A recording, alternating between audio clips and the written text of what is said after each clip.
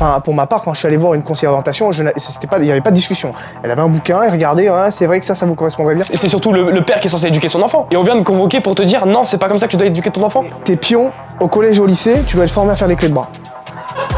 Je sais pas, le Congo, je crois qu'il y a des gens qui changent de sexe là-bas. Toi, je pense que si on forçait un peu, tu pourrais rentrer dans son cul à elle. Tu mens. Non, je mens pas.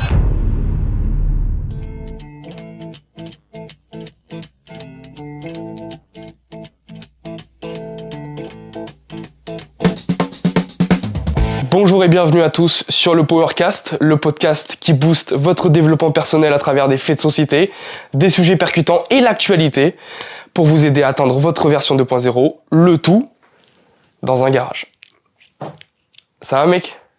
Tu sais que vraiment, ça fait depuis extrêmement longtemps que je rêve de dire ça, de dire qu'on est sur un podcast.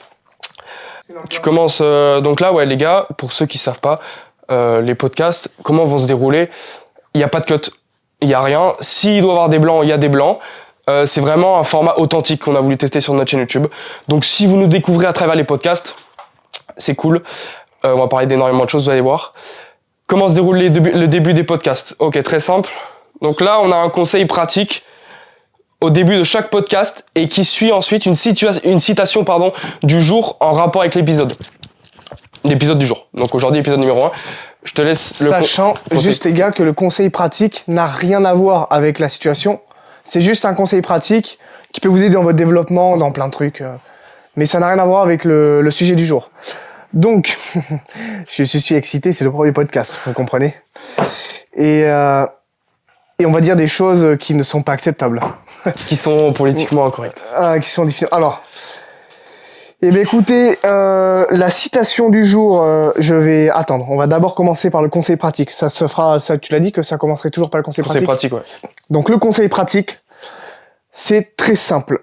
Si vous vous sentez fatigué, ce qu'on vous conseille de faire, c'est d'opter pour une gamme de compléments alimentaires qui correspondent aux plus importants. Vitamine D3, vitamine C pour le système immunitaire, magnésium et zinc.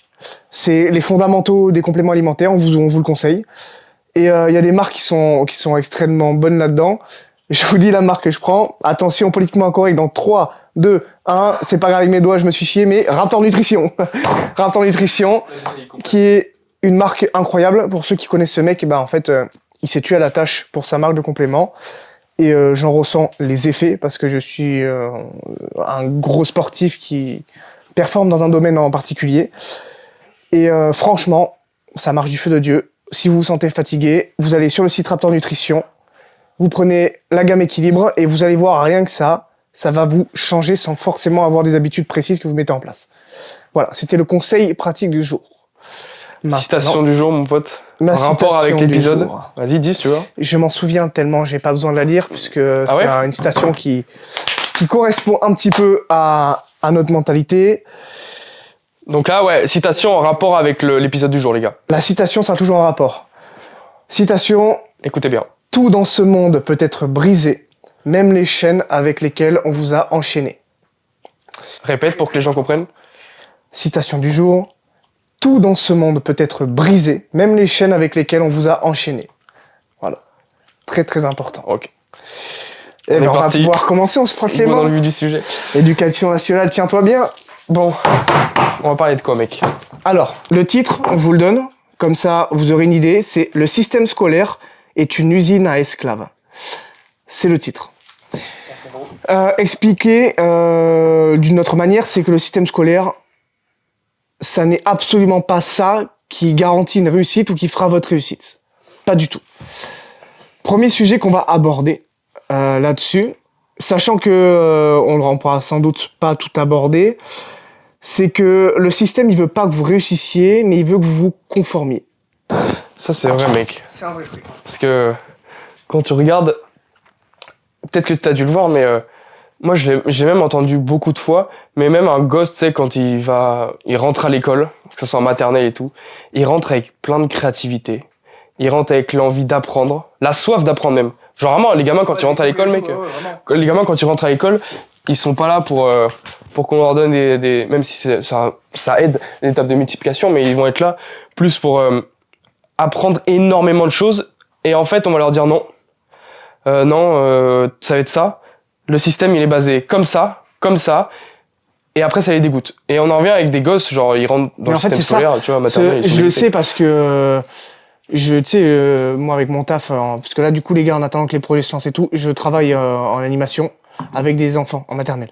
Et je le vois, un gamin, quand il rentre à l'école, de toute façon, il a sa part, mais sa part unique, en fait. Un gamin ne ressemble pas à un autre.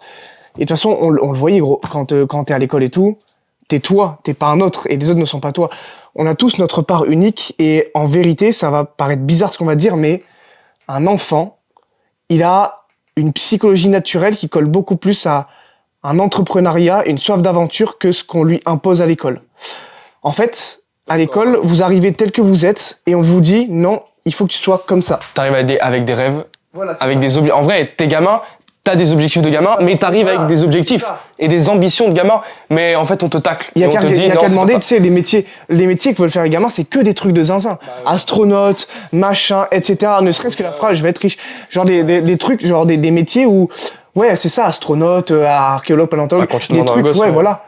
Et en fait, tu te rends compte que les gamins à ce moment-là, en fait, je veux dire, bon, en maternelle c'est compliqué, mais école primaire et tout, ils ont naturellement genre un besoin de si on doit les classer, ils sont beaucoup, plus en fait. Entrepreneurs que employés, quoi. Une ambition, ouais, voilà, mais c'est ça.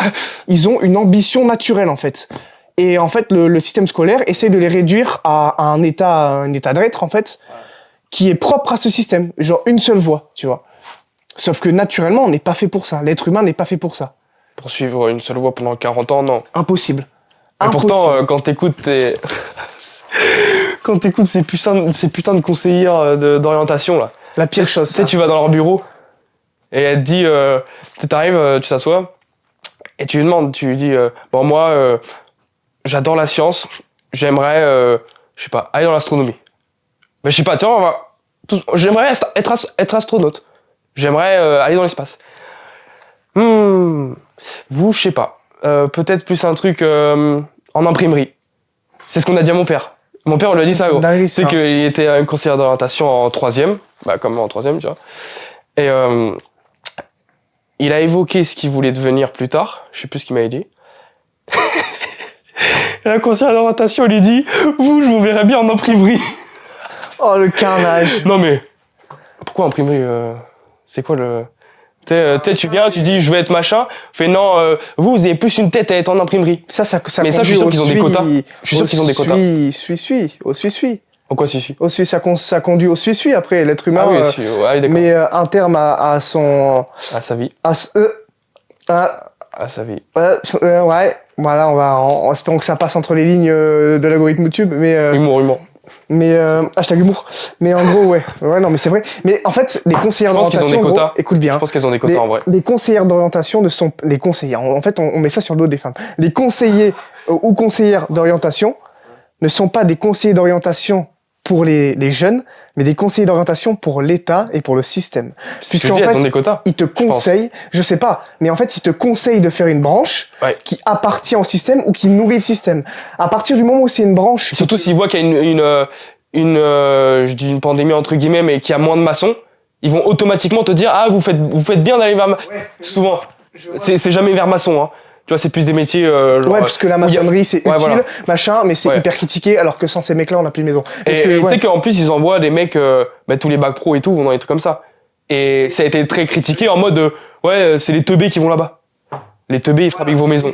Les teubés fabriquent vos maisons. Les teubés, en fait, sans eux, les routes sont pas refaites. Mais voilà, c'est ça. Le truc, c'est que... Encore une fois, on te casse. On te casse même sur ça, tu sais.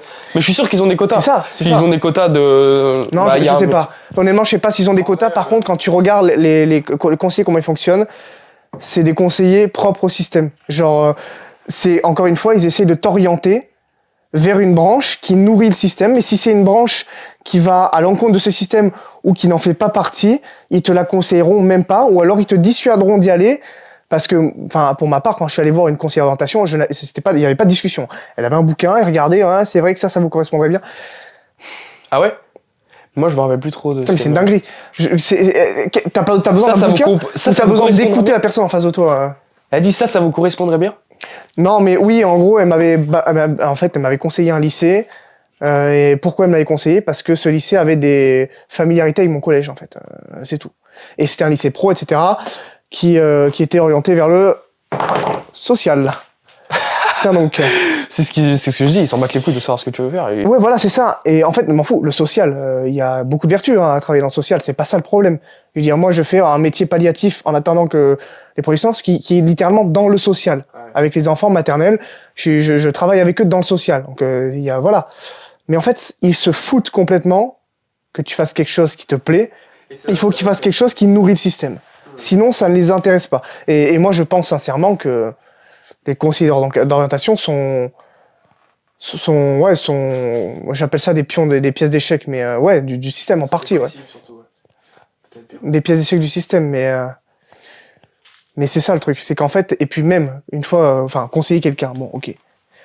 Mais une personne, de toute façon, dans cette société, quand elle a ses propres objectifs et ses propres ambitions, si ces ambitions-là ne correspondent pas à ce qui est catégorisé comme la norme, ou plutôt comme le système, comme la vie qui lui est précisément déjà préparée, bah ça va pas du tout. Cette personne-là est connotée de bizarroïde, de machin, dès l'école, etc. Et puis quand tu vois les professeurs à l'école, c'est je suis désolé, on dirait des sentinelles quoi, qui sont codés par l'État. Genre c'est comme les bus qui vont au dépôt, tu vois. Et vont se faire recharger dans des cuves avec un truc qui se branche derrière la nuque, tu vois.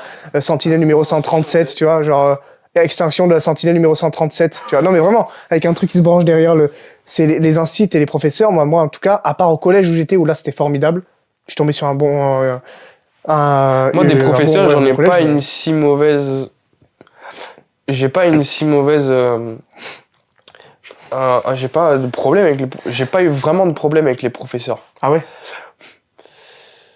Ouais, si peut-être des fois, mais tu sais quand t'es jeune, tu vois. Tu me disais quand tu disais que t'étais plein d'énergie et tout, et que souvent on te disait que t'avais des problèmes. Genre on disait ouais. Est-ce que votre fils a des problèmes alors que t'étais juste plein d'énergie, tu vois. Il y a une prof de français qui avait écrit un mot dans mon carnet à mes parents, qui avait dit est-ce que vous avez pensé que votre fils, est-ce que vous avez pensé à faire consulter votre fils? Ouais, alors tu sais pas pourquoi, alors que t'avais juste beaucoup d'énergie. Ah mec, c'est une insulte en fait. Mais oui, c'est une insulte.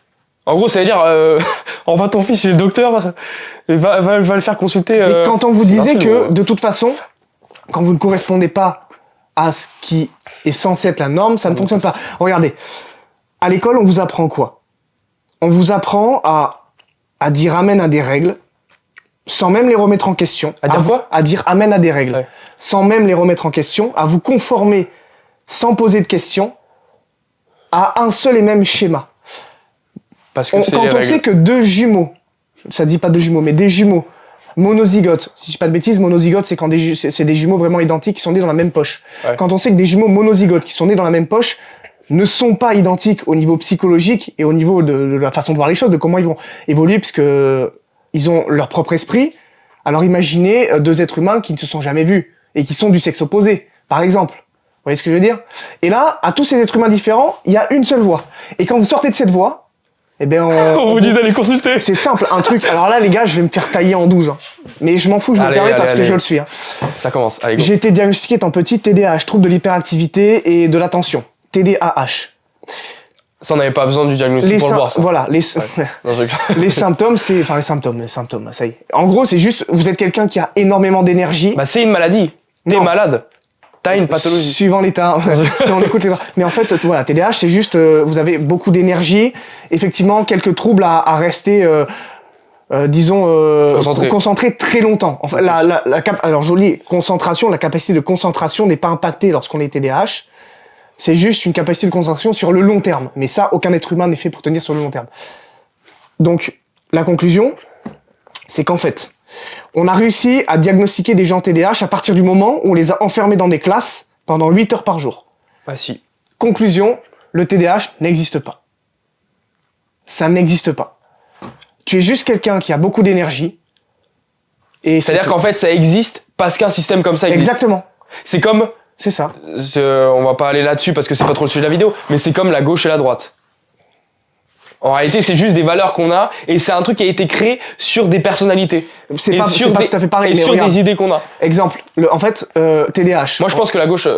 Un TDAH, c'est juste un gars qui a été diagnostiqué parce que c'est quelqu'un qui ne correspond pas au système. De toute façon, si vous correspondez pas à ce que on vous... De toute façon, ouais, tu vois, quand tu corresponds pas à la ligne directrice qu'on te donne, tu vas forcément être un problème pour cette ligne directrice. Et donc, il faut bien créer une case pour mettre le problème dedans. C'est comme un poisson. TDAH, On ne juge pas un poisson à sa capacité à grimper un arbre. Ça n'existe pas. Le poisson, à partir du moment où tu commences à mettre des arbres, à sortir les poissons de l'eau, ils sauront pas grimper des arbres. Donc tu vas dire, alors lui c'est un inapte. Tu vas créer la case des inaptes, tu vois, par exemple. Ouais, c'est exactement Voilà, pareil, c'est pareil. Le TDAH n'existe pas. L'hyperactivité, c'est quelque chose, enfin c'est quelqu'un qui a beaucoup d'énergie, c'est tout en fait. En fait, c'est juste que, vu que c'est des gens qui ne peuvent pas rester concentrés pendant des heures, spoiler alerte, la plupart des êtres humains ne peuvent pas rester concentrés pendant 8 heures par jour. Le taux d'attention, mon pote, il a baissé. C'est impossible, avec impossible, TikTok. impossible. Et encore, ce serait 8 heures où ce serait quelque chose qui permettra à tout le monde de s'y retrouver. Mais c'est pas possible. C'est pas possible. On ne peut pas rester assis pendant 8 heures. Donc, tous les problèmes autour de l'école, sont créés parce que l'école existe. Voilà, troubles d'hyperactivité, troubles d'attention, toutes ces choses-là n'existent que parce que le système scolaire est comme ça et qu'il existe. Sinon, ça n'existerait pas. C'est vrai, enfin, c'est démontré. Moi, je pense pareil avec la gauche et la droite, perso. Ouais. Je pense que la gauche et la droite n'existeraient pas s'il y avait le système dans lequel on est, le système politique de République. Si c'était pas En réalité, on a des idées qui sont différentes et on a juste donné un nom. Ouais, ce mec est de gauche, ouais, ce mec est de droite. À des idées. En réalité... Ouais, le parallèle, ce que tu fais, c'est par rapport au casque qu'on met sur les choses. Oui, je vois ce que tu veux dire. Mais regarde, par exemple, toi, on parlait du TDAH et tout. Va voir dans un club de foot. Essaye de diagnostiquer un gars TDAH. Diagnostiquer. Impossible. Pourquoi ? Parce qu'ils sont tous en train de bouger, ils sont tous là sur quelque chose qui les intéresse. Alors, il y en a peut-être un qui est hyperactif. Essaye de les diagnostiquer. Ben, c'est pas possible. Parce qu'ils sont dans un système qui correspond au mec actif. Donc au final, est-ce qu'un mec qui est catégorisé de TDAH, il ne pas juste vers une branche parce qu'il est actif, et à partir de ce moment-là, impossible de catégoriser. Par contre, le mec qui correspond bien au système scolaire, exemple parfait les gars, on inverse la tendance. Maintenant, on change le système scolaire. Maintenant, il n'y a plus de système scolaire, c'est un système basé sur l'action et le sport. Uniquement ça. C'est-à-dire que on fait un pays basé sur l'action et le sport. Les TDAH ne sont plus un problème, ils rentrent aussi dans le système. Donc ils n'ont plus besoin de psychologue, ils n'ont plus besoin de médicaments ou je sais pas quoi, ils n'ont plus besoin de rien puisqu'ils correspondent au système. Puisque là, maintenant le problème c'est les Arthur qui ont plus de moyenne. Problème. Les mecs qui correspondaient au système d'avant. On vous répète qu'on a changé de système. Là, le système cette fois-ci, c'est un système qui est un système intégralement basé sur l'action, le sport, bouger, la santé. Donc en fait, tous les sportifs et les actifs s'y retrouvent. Donc le TDAH déjà n'existe plus, puisqu'il correspond à ce système, ce n'est plus une pathologie ou un problème. Mais par contre, tous ceux qui correspondaient au système scolaire d'avant, qui étaient catégorisés comme des gens qui arrivent à se concentrer 8 heures, machin, etc., mais qui sont un peu mollassons, et bon, on va inventer un syndrome de la mollassonnerie. Voilà. Ah ouais, mais lui, il est mollasson, du coup, mettons qu'on impose ce système, et ben lui, s'il est mollasson, ça correspond pas au système si on l'impose. Ah ben lui, il est mollasson, faut qu'il aille voir quelqu'un. Et ça serait pas juste. J'aimerais qu'il y ait un système comme ça. Mais ce serait pas juste pour le mollasson. C'est juste qu'il est moins actif que les autres. Ouais. Voilà. Tout le monde devrait faire du sport, ça on est d'accord. Mais tout le monde ne devrait pas faire 3 heures de sport par jour. Mais tout le monde devrait faire du sport, ça on est d'accord. Ouais. C'est la santé, etc. Ouais, mais même ça serait pas juste. En vrai, ça s'appelle. Ouais, ça serait pas juste. Mais à partir du moment où il y a un système. Après, moi je pose la question. Est-ce que c'est pas bien d'avoir. Parce que ça veut dire que quoi ? Ça veut dire qu'il faudrait faire du cas par cas ? Est-ce que tu te demandes, tu te rends compte le nombre de ressources, enfin le nombre de temps pour faire du cas par cas à l'école ? Ça veut dire que quoi ? C'est pas du cas par cas. C'est compliqué de faire du cas par cas. Il faudrait faire quoi alors ?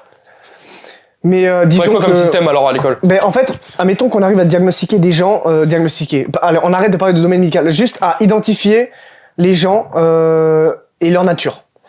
T'es de nature extrêmement curieuse. Ouais. Extrêmement dans la logique. Spoiler à tous les enfants. ouais, ok, tous les enfants. Mais oui, au début, voilà, par exemple. Mais admettons que t'es de nature. C'est ta nature profonde, pas ta nature d'enfant, archaïque. Là, on parle de ta nature personnelle. Ta personnalité, ouais. Voilà. Parce que la nature archaïque d'un enfant, effectivement, c'est d'être curieux et tout. Mais là, on parle de ta nature personnelle, qui correspond à ta personnalité. Admettons que t'es hyper curieux, etc. T'as besoin d'apprendre, T'es toujours curieux de ça, et tu veux savoir comment ça fonctionne, et pourquoi, de cause à effet, ça donne ça. Ok, t'es plutôt de nature scientifique, chercheur, etc. Bah ça y est. Et pourquoi on rassemblerait pas ces gens-là dans un seul et même endroit Ouais, c'est vrai. et ils se développeraient là-dessus. Tu vois. Et les mecs. C'est pas délirant, ça. Ouais. C'est pas délirant. Ouais, mais c'est pareil. Mais. Ouais. Money. Et à partir de ce moment-là. Après, moi, je le dis, payer des impôts pour ça me dérange pas. Après, voilà, ça dépend. Encore une fois. Parce que quand tu regardes, évidemment. Payer des impôts pour une éducation nationale, un système scolaire qui te conforme, optimal, ça me dérange pas. Et puis même, il y a le gros problème actuellement. On va ouvrir la branche, l'arc politiquement correct. J'aimerais bien ouvrir juste une branche avant que tu ouvres. Vas-y, dis-moi. C'est de dire.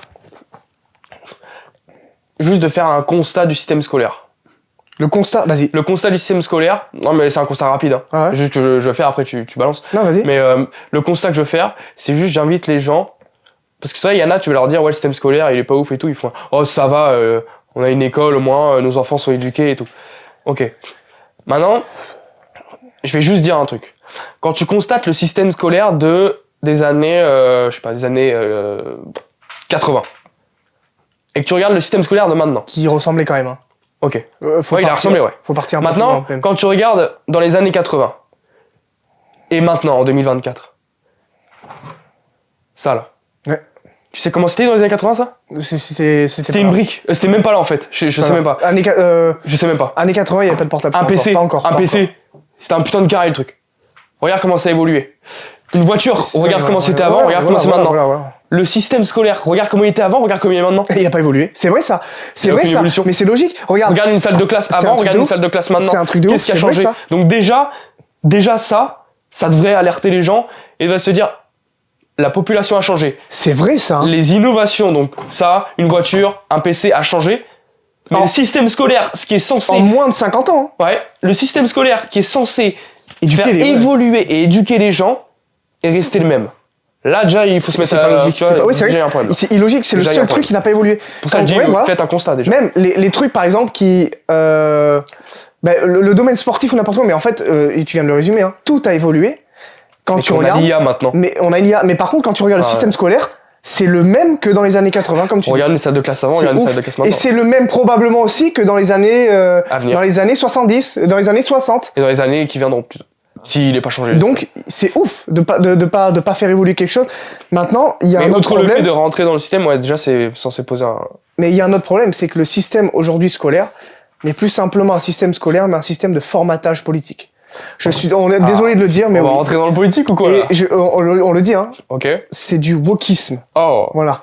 Ça commence Ça sort les grands mots là? C'est vrai que ça paraît bateau, c'est beaucoup dit, c'est beau, mais je vous jure que c'est une dinguerie. Bateau, tout ce qui se passe. Pas, mais... Bateau, ben en fait, ne serait-ce que toutes les dérives. Aujourd'hui, voilà, par exemple, quelqu'un que je nommerai pas, qui a un fils à 10 ans, qui apprend à mettre des préservatifs sur des bananes en cours d'éducation sexuelle à 10 ans. À 10 ans.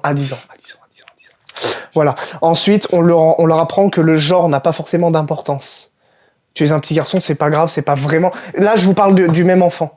C'est pas... Ah, c'est le même enfant l'enfant de quelqu'un que je connais, ouais. Que pareil, avec les préservatifs sur les bananes. Là, cette fois-ci, on lui a appris que le genre n'avait pas d'importance. Donc, son seul parent, sa maman, est chrétienne. Elle a des valeurs que j'apprécie énormément. Chrétienne, vraiment. Ouais.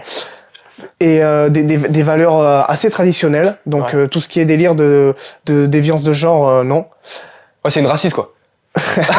et du coup, elle a inculqué ça à son fils, c'est des valeurs chrétiennes et tout. Ouais, normal, ouais.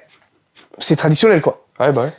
Son fils, à qui elle inculque ses règles, un jour il rentre, il met des talons, tu vois. Il lui dit maman et tout, on m'a dit que j'avais le droit et tout machin, etc. Je peux mettre des talons, etc. Et qu'est-ce qu'elle lui a dit? Elle lui a dit mon fils, tu enlèves ça tout de suite. Tu poses ça de suite. Alors que elle fait tout, elle est toute seule. Elle se défonce pour son fils en fait. Elle fait tout pour lui, pour qu'il soit éduqué normalement. Donc le système scolaire n'est pas là juste pour scolariser nos enfants, pour leur apprendre les bases. Récent, en vrai. Ouais, il est là pour faire un palliatif à l'éducation. Il y a qu'à regarder comment ça fonctionne. C'est simple. Les enfants, ils arrivent à 7h30 pour aller à la garderie parce que les parents vont au travail, pour travailler, hein, pour l'État. Et ils repartent le soir à 18h30. Les parents sont moins présents dans la vie de leurs enfants c'est vrai, quand ils pensent, ouais. que les professeurs et même que les animateurs périscolaires. En vérité, c'est les professeurs qui vont éduquer ton gosse. C'est l'éducation nationale qui éduque ton enfant. Si tu comptes toutes les heures, même avec les vacances, ton gosse, il passera toujours plus de temps à l'école qu'avec toi. À partir de ce moment-là, Et ça, on a beau faire ce qu'on veut en 10 heures d'éducation, ça rattrapera pas 35 heures d'éducation. je sais pas si c'est normal. Non. Je sais pas si c'est normal. Le problème, c'est que moi, j'ai une alternative à ça, mais tout le monde peut pas se permettre. C'est l'école à la maison. L'école à la maison, pour moi, c'est une bonne opportunité et une bonne alternative à ça. Mais le problème, c'est que tout le monde ne peut pas se le permettre. Mais le problème, c'est qu'aujourd'hui, le système fonctionne d'une façon que si tu ne vas pas travailler 35 heures par semaine, tu ne peux pas faire partie de ce système-là. Ouais, t'es obligé de... Voilà. Donc, problème résolu, problème résolu, ou plutôt solution annulée, quoi. C'est extrêmement dur, sauf si t'es entrepreneur ou que t'es quelqu'un qui travaille à la maison. Il faudrait que t'aies un des deux parents qui arrive à gagner assez pour nourrir toute la famille et que l'autre reste à la maison lui faire l'école. Non, mais c'est ça. C'est ça. Les enfants aujourd'hui sont éduqués par le système scolaire. Les valeurs qu'on leur inculque, c'est une dinguerie, je veux dire. C'est les valeurs de la République. La censure de la République. Et on dit bien, pas de la France, de la République. Qui n'a rien à voir avec la France, d'accord? La France, c'est pas la République. Mais, voilà. Le truc, c'est que... problème pour nous. Non, mais en gros, le truc, c'est ça. C'est que, aujourd'hui, il y a qu'à voir la censure que subissent, ne serait-ce qu'en histoire. En histoire. C'est marrant quand même qu'en histoire, on étudie énormément de choses post-révolution. Pré-révolution. Je crois que je me suis trompé, mais... Post, c'est avant? Ou après? Bref, non, après post-révolution, après la révolution. On étudie énormément de choses après la révolution. Mais très peu de choses qui sont avant. C'est marrant, hein, quand même. Et qu'est-ce qu'il y avait avant la Révolution française? Qu'est-ce qu'il y avait avant la Révolution? Pas du tout la République, en fait. Il y avait la France d'avant, la France où l'État n'était pas séparé de l'Église, etc. Un peu plus de chrétiens, peut-être. Voilà, c'est ça, la chrétienté qui faisait partie des valeurs nationales. Aujourd'hui, depuis que la Révolution a eu lieu, etc., la République s'est installée petit à petit. Donc la République est naissante de la Révolution. Donc, c'est logique. Oui, non, mais le système scolaire inculque ces valeurs républicaines. Ouais. Oui, oui, logique. Comme avant, le système chrétien et traditionnaliste qu'il y avait avant éduquait les gosses. Beaucoup moins. Ah non, beaucoup moins, en gros. Vraiment pas. Si c'est eux qui sont à la tête, c'est eux qui éduquent. Alors ça a éduqué. C'est ça que je voulais dire. Oui, la mentalité est différente de maintenant. On va dire qu'avant, ça soutenait l'éducation des parents. Aujourd'hui, ça n'en soutient pas, ça n'en prend pas compte, ça n'en tient pas compte. C'est si t'es un parent qui éduque ton enfant en faveur du système scolaire, pas de souci, vas-y, on va rien te dire. Par contre, si t'es un parent qui te tue à éduquer ton enfant d'une autre manière, qui pour moi est une meilleure manière que le système scolaire, eh ben on va tout faire pour te contredire. Il y a qu'à prendre l'exemple de un ami qu'on a en commun avec Noah, son fils qui est allé dans une école et tout, etc. Je sais pas si c'est cet ami-là ou le fils d'un ami à lui, bref. Dis-le, on bipera, je biperai. C'est le pote à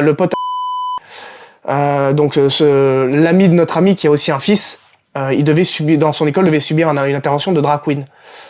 Et en fait, il a dit... Mais tu sais que d'ailleurs, pareil, il m'a dit que... Tous les noms seront bipés. Mais... Et quoi, faut bien que j'y pense, Noah, montage à biper.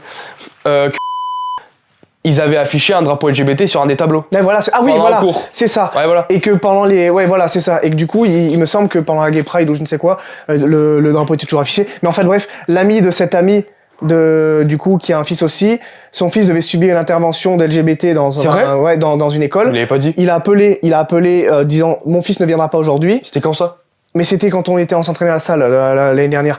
Et en fait du coup cet ami-là, l'ami de son fils qui devait subir l'intervention de l'LGBT dans son école. LGBT, c'était un transsexuel pour la sensibilisation au transgenrisme en gros.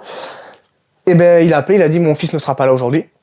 Ouais, j'aurais fait pareil. Et bien en fait, ce qui s'est passé, c'est que l'école l'a convoqué. Convocation, parents, élèves, etc. Mais pas raconter ça. C'est vrai? Ouais, l'école l'a convoqué pour d'après ce que j'ai compris. Transphobie? Non, mais l'a convoqué parce que c'était pas admissible, quoi. Pas admissible, voilà, d'accord. Comme en gros, si tu convoques ton père parce que ton gamin fait une dinguerie. D'accord, ouais. Pas admissible. Sauf que là, c'est le père. Ça me fume, ça. C'est le père qui a été convoqué mais c'est surtout le père qui est censé éduquer son enfant. Mais voilà. Et on vient de convoquer pour te dire non, c'est pas comme ça que tu dois éduquer ton enfant. Mais voilà. Ça, c'est grave. Et c'est pas l'enfant qu'on convoque, c'est le père. C'est le père, pour lui dire attention, c'est pas bien. C'est propagandiste, c'est tout. Et ce sont des idées qui sont destructrices. Il y allait?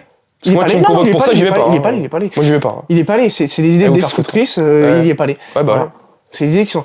Il y est pas allé, tu vois. Et en fait, c'est ça. Le problème, c'est qu'aujourd'hui... Tu peux pas, en fait, éduquer ton gosse. Ils vont...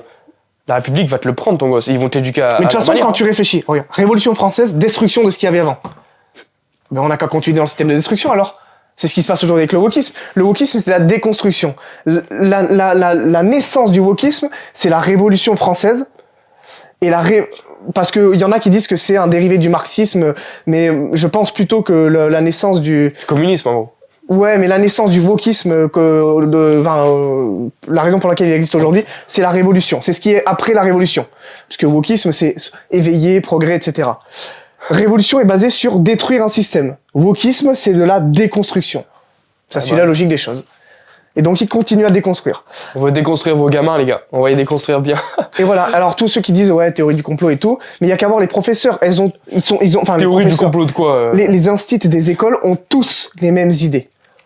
Tous les mêmes idées. Non, mais vraiment. Ils ont tous des Xanax sur la table de nuit. Non, tous les mêmes idées. Systématiquement. L'école où je travaille, ils ont tous les mêmes idées. Les instituts, je parle. C'est des gauchistes, quoi. Wok, vraiment, c'est wok. Ouais, genre, mais gauche c'est wok. Ouais. Non. La gauche d'avant n'était pas woke. La gauche d'avant n'était pas woke, mais là, c'est la gauche d'aujourd'hui n'existe quasiment plus. Hein. Aujourd'hui, c'est wokisme. Et ouais, c'est devenu la droite et la woke, là. Ouais, enfin, aujourd'hui, aujourd'hui, c'est woke, quoi. Je veux dire. Et en fait, c'est ça. Le truc, c'est qu'on inculque à des enfants des valeurs qui vont en faveur de l'idéologie commune de l'État, qui est véhiculée par l'État pour des raisons bien précises. Voilà. Mais sans doute qu'ils ont des raisons bien précises. Quoi? Alors, moi, je pense que. Vas-y, mouille-toi. Moi, je pense que déconstruire quelque chose, c'est déraciner des individus. Donc, mieux les manipuler. Et tu ne peux pas contrôler une société qui est déjà basée sur un système fermement établi, puisque les individus ont déjà leurs repères. Alors, si tu casses les repères, les repères sont détruits, les individus sont vacants, et tu te positionnes en sauveur, et après tu m'as Mais c'est exactement, regardez, comme une maison, un bâtiment, tu te rappelles? Ouais, mais c'est tout un gosse. Oui, c'est pour ça que justement les gosses à l'école vont être comme ça, parce qu'ils sont malléables. Tu te rappelles, je te parlais d'un bâtiment. Une maison, telle quelle, tu peux pas en faire ce que tu veux. T'es obligé de faire avec ce que t'as. Tu prends un boulet de démolition, tu la fracasses, tu peux en refaire ce que tu veux. Tu détruis la base. Et après, tu la refais comme tu veux avec les gravats. Juste que là, c'est fait un peu moins violemment, et avec de la propagande. Et tu gardes la base d'une maison, tu peux pas en faire ce que tu veux, tu peux décorer l'intérieur, l'extérieur. Par contre, t'arrives avec un bulldozer, un boulet de démolition, tu fracasses la maison, tu la reconstruis. Mais là, c'est pareil, on a cassé les racines des individus. Vu que les racines sont cassées, il y a plus de plan établi hein, pour l'Occident, il y a plus de ligne directrice. Donc l'État se positionne en sauveur, ou plutôt les élites, parce que là maintenant c'est plus l'État français, c'est les élites. C'est pour mieux manipuler, pour mieux tirer les ficelles. Et quand tu contrôles les individus, tu contrôles tout. Parce que les individus, un individu, c'est le phare de l'humanité, quoi. Enfin, tu contrôles tout. Ouais. Alors après, les gens diront, ouais, mais vous êtes complotiste. Ouais, très bien, ok, allez, si vous voulez. Un complotiste, il a tort, mais au bout de 5 ans, il a raison. C'est quand même marrant, ça. Hein. Moi, je retombe sur notre ami, du coup, avec Noah, qui m'avait dit, tu verras, Thomas, il y aura un pass sanitaire pour toutes ces conneries. Je lui dis, arrête. On l'avait traité de complotiste. 10 mois après, pass sanitaire. Il avait rien vu, rien regardé, etc. On l'avait traité de complotiste en plus, je crois. Voilà, on lui a dit, Yanis, c'est chaud, mais pass sanitaire. C'est ça. Le système scolaire, il t'apprend pas spécialement les bases de l'école. Alors oui, effectivement, hein, mais il t'apprend les bases de ce dont tu as besoin pour plus tard évoluer dans le système, mais il t'apprend pas ce qui sort du système. Il a aucun intérêt à t'apprendre ce qui sort du système. C'est comme quand tu es au travail. Le chemin pour sortir du système doit être tracé par vous. C'est ça. Et pas par... Enfin, je veux dire, c'est logique. Il serait con de vous proposer une autre voie pour sortir du système. Mais c'est comme si un patron t'apprenait à évoluer pour virer de son entreprise. Ouais, voilà, c'est exactement pareil. Mais l'école fonctionne comme une entreprise. Oui. Mec, on est tous assis. Ouais, un peu, ouais. On est tous assis. L'école, c'est une usine. Hein. C'est vrai. C'est comme une usine, gros. T'es là 8 heures par jour. Usine de formatage. T'es là 8 heures par jour, c'est exactement pareil. Les enfants sont tous des protoformes qu'on formate. Putain, ça fait penser c'est ça, des films de science-fiction, ils sont tous là. Et quand vous voyez un enfant qui ne correspond pas au code, cet enfant, il est mis de côté par les professeurs, il est complètement... c'est là où arrive de la violence aussi. Ouais, c'est là où il peut y avoir de la violence, ouais. Effectivement, quand l'enfant correspond pas au système. C'est là où il peut y avoir de la violence. Psychologique, physique. Combien ? 38 minutes qu'on tourne là. C'est là où il peut y avoir l'introduction de la violence, effectivement, parce que quand un enfant ne se conforme pas, qui refuse mordicus de se conformer, j'ai subi ça, je m'en suis pas rendu compte. C'est-à-dire de la violence, explique en vrai. En gros, je vais prendre mon exemple, quand j'avais 10 ans, j'étais diagnostiqué TDAH, un problème que je n'ai pas parce que ça n'existe pas, on l'a déjà vu pourquoi. Attention, je vais me faire jeter des cailloux, mais à 10 ans, quand j'étais en CM2, donc, j'étais hyperactif, forcément, j'ai toujours besoin de bouger. je ne correspondais pas à ce qu'on m'imposait. Rester en classe 8 heures par jour. J'étais un peu pareil, moi. Je Moi, quand bougeais. on me disait, Noah, rentre dans le rang. Ben voilà, Je je sais pas, bougeais, j'avais besoin de bouger.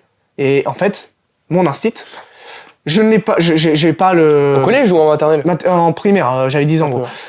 Je l'ai pas pris comme ça parce que j'avais 10 ans, je me rendais pas compte des choses.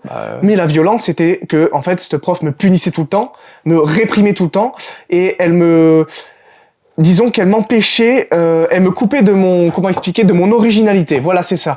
Les profs, d'ailleurs, Ce qu'il faut avec tous les gamins. D'ailleurs, c'est Raptor qui avait dit ça dans un de ses podcasts, 10 000 pas. Il disait, les professeurs, que les professeurs l'avaient coupé de son originalité.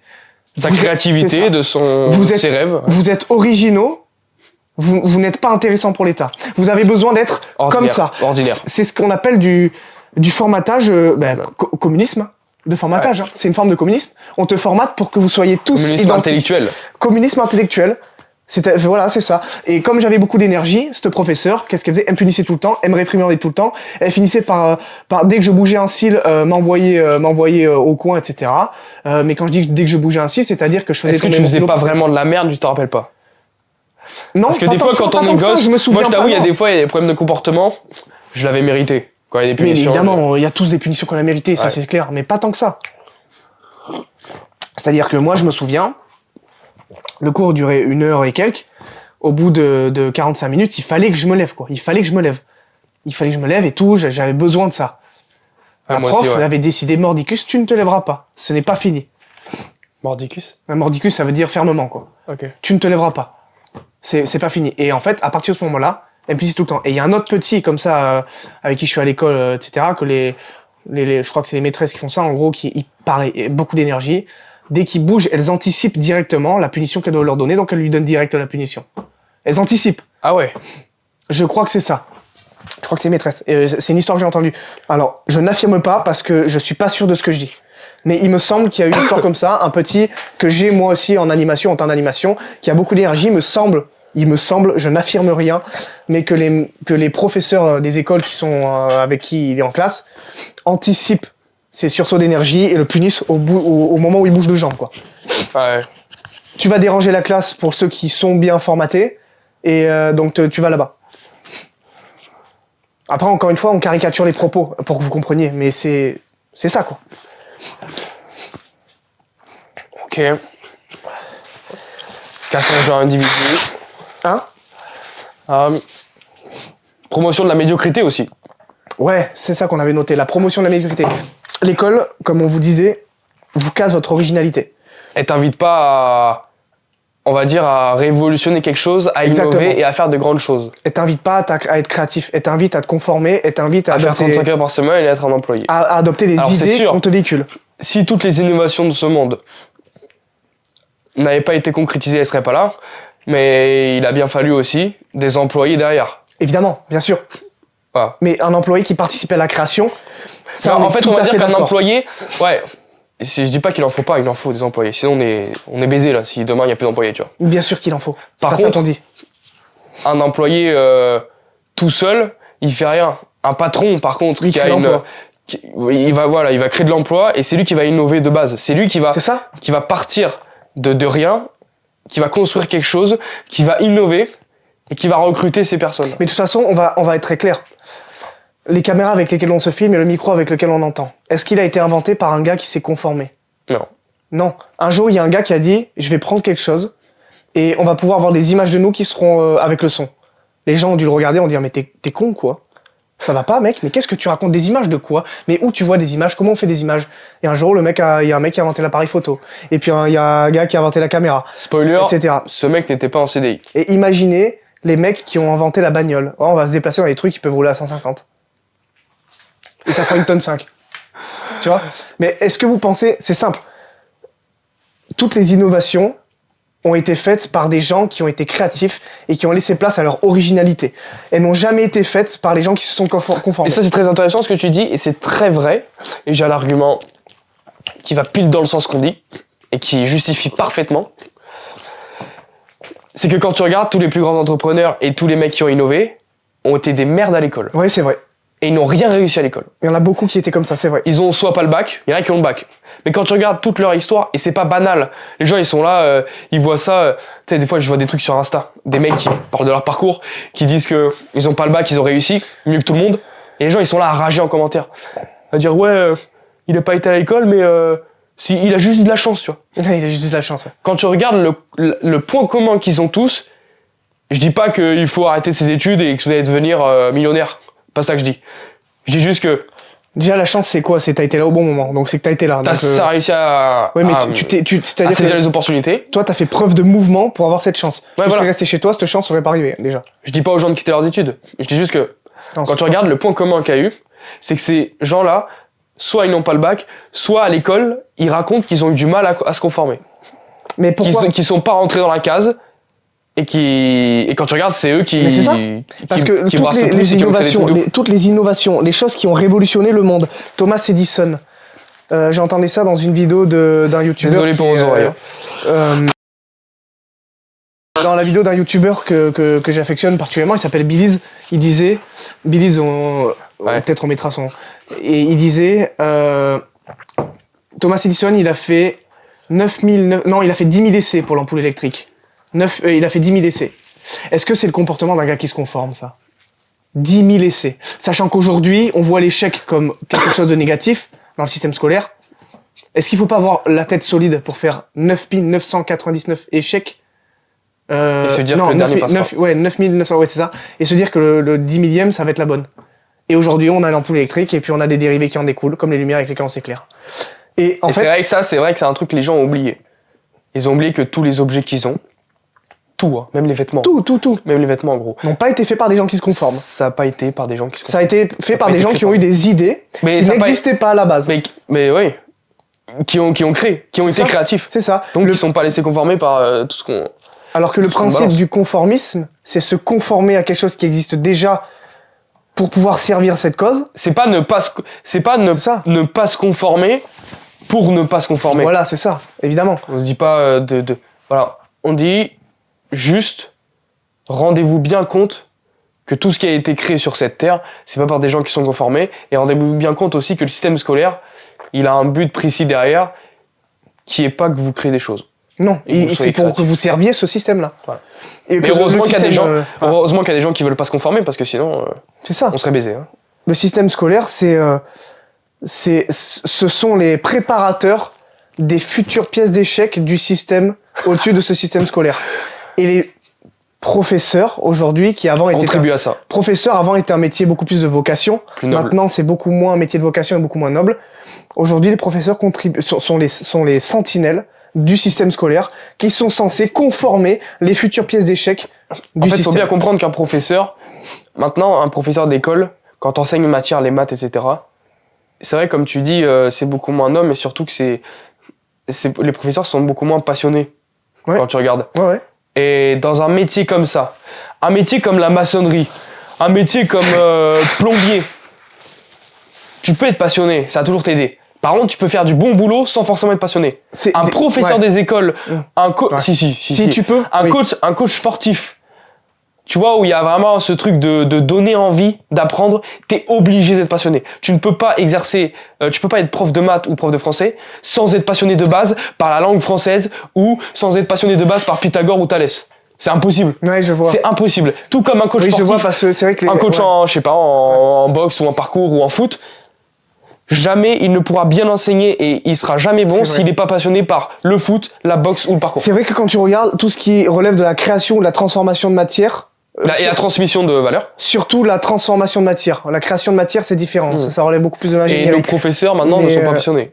Quand c'est des métiers qui touchent à la transformation de matière, c'est une petite parenthèse, ce sont des métiers qui peuvent s'exercer effectivement sans trop de passion.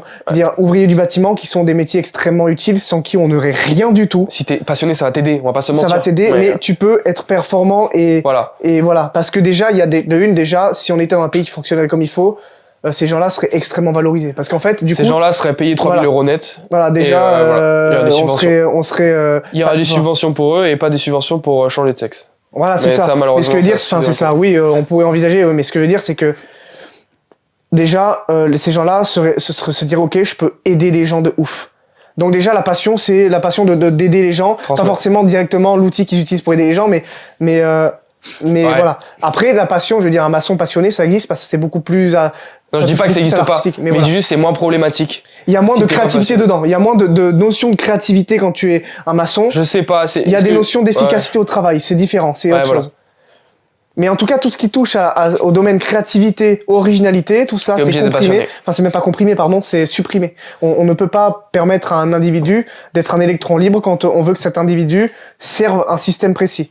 Et t'es obligé d'être passionné quand t'es prof et il faut pas être con pour voir qu'aujourd'hui les profs ne sont pas passionnés par ce qu'ils font. Alors maintenant, Après, Ouais. est-ce qu'il n'y a pas aussi Vas-y, un manque excuse-moi. d'autorité parce que quand tu regardes dans les collèges et lycées, les profs ont... T'en as certains, tu sais, on a tous en tête un prof au collège ou au lycée qui te faisait flipper, tu vois. Moi j'ai des profs qui me faisaient stresser, tu vois, parce qu'ils étaient sévères. à l'école, ouais. Avec le primaire, ouais. Mais en fait, ça, c'était un parmi tous les profs. Tous les autres, niveau autorité, c'était pas... Et là, ça se dégrade de plus en plus. Les gamins, ils font ce qu'ils veulent. Je pense qu'ils veulent. Tu vois, moi, j'ai des anecdotes. Une C'est prof, vrai. une prof d'anglais que je citerai pas. Mais j'avais une prof d'anglais quand j'étais au collège. Enfin, laisse tomber, mec. La classe a jeté des boulettes de papier. Enfin, on a tous connu ça. En anglais, C'est on là, dormait ce que tous, je dis, ouais, c'est je me commun. souviens, ouais, c'est vrai. Les gens, ils sont pas là en train de me dire oh, un truc de ouf, t'as jeté des boulettes de papier dans un cours. Non, non, c'est commun. Tout le monde jette des boulettes de papier. Bon, j'exagère. Mais maintenant, tout le monde jette. Il y avait un mec, même un mec dans. Oh, prof d'anglais, elle a fini par chialer, la meuf, en plus. La prof finit par chialer. Et même, t'as des mecs qui crient à la haute barre dans la classe. C'est arrivé, ça? Ouais, bah ouais. Arrête. Non, c'est vrai. Oh, la dinguerie. Ils crient à la haute barre dans la classe. S'il veut, lui. Et la prof d'anglais est là. Après, elle finit par chialer. Non, Ça aussi, il y a un grand c'est manque dinguerie, hein. d'autorité. Il y a un grand manque d'autorité de la part des profs et ça nuit à leur éducation. Mais ouais, parce que ça, c'est plusieurs problèmes qui se chevauchent. C'est le problème de la, comment expliquer, du laxisme global de la société, Ouais. le problème de la racaille qui se mélange aux gens Ouais, normaux. mais ça joue aussi. J'ai bien dit la racaille qui se mélange aux gens normaux, parce que Ouais. ces gens ne sont pas normaux, ce sont désolé Des d'être merdes. violent, mais ouais, voilà, des espèces de... Des merdes. Ouais, On peut le dire. ouais, mais les mots n'ont pas encore été inventés pour dire ce que je veux dire. Mais en gros, c'est genre... Très belle expression, ça. Mais la racaille qui arrive, etc., qui est mélangée aux gens normaux. Ensuite, le laxisme de la société globale, qui forcément, c'est un laxisme global, donc même dans le système scolaire, le laxisme est là. Le problème, c'est que ça, du coup, ça dérange le système scolaire, parce que le système a besoin de formater efficacement. Mais du coup, là, il n'y a plus de formatage efficace, puisque le laxisme est là. Excusez-moi. Donc forcément, moi je me souviens quand j'étais au lycée, quoi, alors j'ai des bons souvenirs, j'ai rigolé, hein. Mais tout le monde a eu des Mais beaux souvenirs. ça n'avait rien à voir avec des cours éducatifs. Ah bah ouais. On avait un professeur de maths qui s'était fait rétrograder parce qu'il était dans l'ingénierie. Il s'était fait griller les yeux par des lasers, donc du coup il était très malvoyant, il était prof de maths. Bon, en fait, il détestait son métier, il dormait en cours. Des fois, prof de maths le prof de maths avait sa chaise Ah, j'ai roulante pas eu des trucs si chauds que ça. En au fait. milieu des pupitres, il était comme ça. Il dormait en cours, le type. Tu savais pas s'il dormait. Et nous, on faisait n'importe quoi. On faisait des conneries. La prof d'anglais, on était tous comme ça sur les bureaux en train de dormir. Et la prof qui disait, elle a passé un quart d'heure face au tableau à écrire ses trucs, elle se retourne, tout le monde dort. Et là, elle fait, excusez-moi, est-ce que je vais dire un prénom pif, mais Please. Aurélien, Please. est-ce que tu peux me dire ce que je viens de dire? Il se levait, il se disait non, et il se rendormait. C'est une dinguerie. Non. Le prof d'électricité, il venait, Ça existe, ça c'est lui qui séchait les cours. Je te jure. Et son excuse, c'était, non, mais de toute façon, le lycée, c'est de la merde. De toute façon, ce lycée, c'est des connards. Il disait ça. Hein Ouais, Devant ouais. les élèves. Je te jure. Et il taclait les élèves et tout. Je me souviens, il y avait un mec qui faisait Ça. 2 mètres dans ma classe. Et un autre qui était tout petit, tout chétif, qu'on soupçonnait d'avoir des problèmes d'hormones et tout, parce qu'il était vraiment, il faisait 12 ans alors qu'il en avait 15 ou 16. Il avait des problèmes de foie. À ce moment-là, Il était pas chrétien. de foie, non, le foie, pardon. Ouais, je le foie. rigolais. À ce C'est- moment-là, il commençait à devenir jaunâtre. Il avait un teint jaunâtre et les yeux aussi. Et il s'était mis derrière le mec qui fait 2 mètres. Et le prof le voyait pas. Et il le regarde avec son accent, il fait excusez-moi, il est où le petit jaune? Le petit jaune, il taclait C'est les vrai élèves comme ça, oui, mais voilà. Il y avait un élève qui s'habillait bizarrement, il appelait le SDF. Le prof l'appelait le SDF. C'est un prof de quoi, t'as dit? Il se clashait, un prof d'électricité. Ah ouais, je te jure. Et on avait fait quoi? 3 cours dans l'année avec lui? 3 cours dans l'année. Il taillait les élèves et tout, vraiment. Le jaune. Ah ouais, mais c'est quoi l'anecdote en là? Pareil, il y a un autre Putain. gars avec ce même prof, il se lève inopiné. et il lui montre une vidéo au prof. Et le prof il fait qu'est-ce que tu fais? Et là il lui montre une vidéo. Et c'était la cousine d'un terminal de notre section, parce que nous on était en première, qui était en train de twerker sur les réseaux sociaux. Et le prof regarde le téléphone, il regarde, et il regarde le mec qui avait un petit problème de foie, celui qui était assez chétif et petit. Il regarde le téléphone, il regarde le mec, il regarde le téléphone, il regarde le mec, il fait toi, je pense que si on forçait un peu, tu pourrais rentrer dans son cul à elle.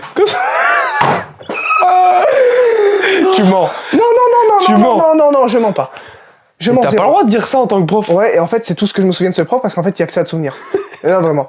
Et résultat, au CAP, ben, on a tous merdé. Parce qu'en fait, on a tous merdé. J'exagère de ouf. Il y en a qui l'ont eu et tout, parce que de leur côté, ils ont fait les efforts. Mais c'est certainement pas grâce aux cours qu'ils ont suivis. C'est pas grâce à leur volonté de l'avoir. C'est connerie. Et moi, j'ai des histoires aussi avec des profs de SVT qui se transmettaient. Pareil, je vais pas citer le collège ni le prof, mais comme quoi il y a des trucs genre le mec était dépressif, il a perdu sa fille. T'avais des trucs qui s'étaient transmis à un pote à moi qui m'a dit que son frère, donc des années avant quand il était au collège, son frère, sauf que son frère il avait 20 ans, tu vois. Il me dit que ce prof-là, prof de SVT, il lançait des chaises sur les élèves. Il lançait des chaises, hein. Vraiment, apparemment il y a des chaises qui ont volé, tu vois. Il y a eu des trucs même, apparemment. Après faut faire gaffe aussi avec les rumeurs, parce qu'au collège, tu sais, t'es excité, tu dis un peu de la merde sur les profs, tu vois. T'as des préjugés, des a priori sur les profs. Bien sûr. Mais il y a des trucs comme quoi ce prof de SVT, pas une agression sexuelle, mais il avait tenté des trucs. Apparemment, il avait essayé de se rapprocher d'une élève, quoi, tu vois. Ouais. Il y a des trucs comme ça. D'ailleurs, apparemment, il y a pas mal de cas de pédophilie dans les écoles. Dans l'éducation. Dans l'éducation nationale, t'as beaucoup de pédophiles, quoi. Un peu comme dans Libération, quoi. Ça m'étonne. C'est un peu comme dans Libération. La balle perdue. La balle perdue qui est réelle, hein. Libération, on vous aime pas, vous le savez, j'espère que vous le saurez bientôt. Mais ce que je veux dire, c'est genre... Mais oui, et apparemment, c'est un milieu qui est très fréquenté par les pédos. Enfin, je sais pas si c'est les profs, Est-ce que c'est directement les profs? Je sais pas. Non, je sais pas. J'ai entendu que dans les écoles, il y a plusieurs branches de métiers. T'as ADSEM, t'as animateur périscolaire, j'avais entendu, ouais, effectivement. Après, je sais pas, faudrait voir. Là, je vais pas me prononcer. Par contre, ce que je sais, c'est qu'effectivement, les profs, pour en venir à ça, là, déjà, il y a une saturation des profs vis-à-vis de un métier qui devient de plus en plus ingrat avec la violence des élèves qui est non contrôlée. Parce que la racaille qui se multiplie, là. Bon, je dis la racaille qui se multiplie, en vérité, c'est surtout que maintenant, j'ai remarqué... la négligence. Et donc, du coup, ça crée encore plus de comment expliquer, de délinquance, en fait, mineure dans les écoles. Enfin, et de toute façon, je veux dire, à un moment donné, les profs, de toute façon, on le voit, ils finissent, et ça, je l'ai vécu aussi, par sympathiser avec les racailles de la classe. Ouais, ça devient leur pote. Pour éviter les problèmes. Ah ouais? Ouais. C'est un truc de corrompu, ça a fini. Ouais, par contre, toi, le petit élève, comme moi, par exemple, qui était juste dans la lune, tu fais à peine. Je me faisais tailler, gros. Tu fais à peine de la merde. Je me faisais tailler. Alors que la racaille, je m'en souviens, cette racaille à qui j'avais envie de jeter le clavier sur le visage, là. Je te jure, ce mec-là, c'était le pote des profs, enfin le pote. Disons que les professeurs étaient doux avec lui parce que ils savaient que ce mec-là, à tout moment, à la sortie, pourrait ramener 18 mecs. Non mais vraiment, et je rigole pas du tout, hein. Ça, c'est le manque de courage par définition, ça. Mais en fait, c'est surtout que ces profs-là ne peuvent rien faire, puisque la justice, de toute façon, ne peut rien faire. Ça impacte le système scolaire. Donc, en plus d'avoir tous ces délires de formatage, surtout, il y a le laxisme, le harcèlement, la violence. Le truc de racaille, j'ai remarqué, c'est un effet de mode. Tu vois comment parlent les mecs de cité, tu vois comment ils parlent. C'est les tch, comme on a voilà, je te l'ai dit. Je te l'ai dit. Voilà, frère, tu vois. C'est devenu une mode. Ouais. C'est devenu une mode, gros. Maintenant, les 2010, ils parlent comme ça. Alors qu'ils sont blancs et ils sont bourgeois. Et ils parlent avec des coups de voilà, et même sans des voilà, ils prennent un accent de cité. Et j'ai remarqué, c'est devenu une mode. Parce que, je suis désolé, hein, parce que comme tu dis, ces gens-là sont mélangés avec des racailles, donc forcément, pareil, quand t'as le cerveau qui est malléable, parce que quand t'es au collège, on va pas se mentir, hein, ton cerveau est toujours malléable. T'as l'impression que c'est stylé. Voilà, ouais, t'as l'impression que c'est stylé. Mais même moi, gros, je parlais comme ça. Quand j'étais au collège. Il y a tout le monde. Moi, j'ai eu quand j'étais au collège, il y a une période où je parlais comme un mec de cité. J'ai eu une petite période où alors j'ai pas eu à ce point, mais. Et maintenant, je trouve ça horrible, tu vois. C'est affreux. Mon petit frère, il y a des fois, il lâche des mots, tu vois, de mecs, il lâche pas des voilà et tout, tu vois. Mais il y a des trucs un peu, faire un action de cité, tu vois. Des fois. Ouais, et puis voilà, et puis de toute façon, cette violence, c'est les tous profs les enfants ne de peuvent collège. pas la maîtriser. On voit bien qu'il y a une saturation de ce côté-là. Mais déjà, s'il y Par avait contre, des les pions profs, qui seraient eux, pas. Qui sont faisaient- violents envers les élèves qui ne sont pas forcément les vecteurs d'une certaine délinquance ou d'un danger potentiel pour eux. Et les pions, parce que parlons-en des pions qui font 45 kilos alors qu'ils sont censés être pions. Normalement, je suis désolé. Pion, tu devrais mettre un mec de la Légion. Moi, je vais dire direct, ouais, voilà. Faudrait mettre un mec T'es de la Légion. pion au collège et au lycée, tu dois être formé à faire les clés de bras. Ah, mais vraiment. Formé à faire les clés de bras. Tu vois un élève qui harcèle, clé de bras, et si le gars refuse, c'est acromio-claviculaire. Ouais, parce que c'est Ah ouais, pareil, ça vraiment. aussi. C'est quoi les punitions pour harcèlement? CPE. C'est tu vas avoir la CPE chauve et t'es assis à son bureau, il y a des trucs du genre tu recommenceras pas. Hein? Oui, je recommencerai Puis, pas. T'es la sûr que tu culture de la recommenceras pas déresponsabilisation. Tu vois, Va voir la CPE, va voir si, va voir là si on t'embête, va voir là. c'est comme l'administration française. Alors, je dis pas qu'il faut se bagarrer, loin de là, c'est même d'ailleurs la pire Ah bon idée. Non, c'est la pire idée. Enfin, tu vas Ah pas. Bah, en fait, disons que un mec Si un mec intelligent. t'harcèle, Non, on parle de quoi, tu là n'en peux plus, si tu n'en peux plus, il y a des solutions autres, je pense. mais non, en vrai, ça c'est faux. Faut arrêter avec ça. Et les solutions autres de quoi? Mec, on te dit d'aller voir les profs et de pas frapper. Moi, je le dis, mon fils, il se fait harceler, je lui dis, Oui, ouais, on te ouais, frappe, ouais, tu frappes. ouais. Non, oui, voilà. Alors, Alors, on attention. t'a éclaté, tu Attention, éclates l'autre, tu vois. on te frappe, oui. Mais ce que je veux dire, c'est un mec, Il y a par pas exemple. de truc parce que t'as des parents qui vont éduquer leur enfant comme ça, ils vont leur dire, Mais regarde, quelqu'un te frappe, va voir la maîtresse. Mais la maîtresse, elle Ok, fait quoi? solution. La maîtresse, elle dit, va voir la CPE. Oui, c'est vrai. Mais solution. La CPE, elle dit quoi? Elle dit, donne-moi ton carnet, je vais écrire un mot à tes parents. C'est ouf. Solution. Si tu deviens.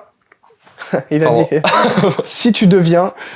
Alors au collège, c'est chaud au collège, on est tous comme ça, de toute façon on peut pas y... Mais au lycée, tu prends tes responsabilités, tu commences à te mettre au sport, tu commences à scaler un peu ton hygiène de vie, machin, Ouais, mais etc. faut avoir la maturité pour à faire devenir, ça. à devenir un peu... Oui, mais voilà, mais parce que pourquoi on Pourquoi t'enseigne personne pas ne le fait au collège? Pourquoi à 18 ans, Oui, c'est vrai. les moi, mecs de l'époque savaient où ils voulaient aller et ils te sortaient des phrases et ils avaient une telle philosophie qui correspondait à des jeunes aujourd'hui qui ont 30 ans.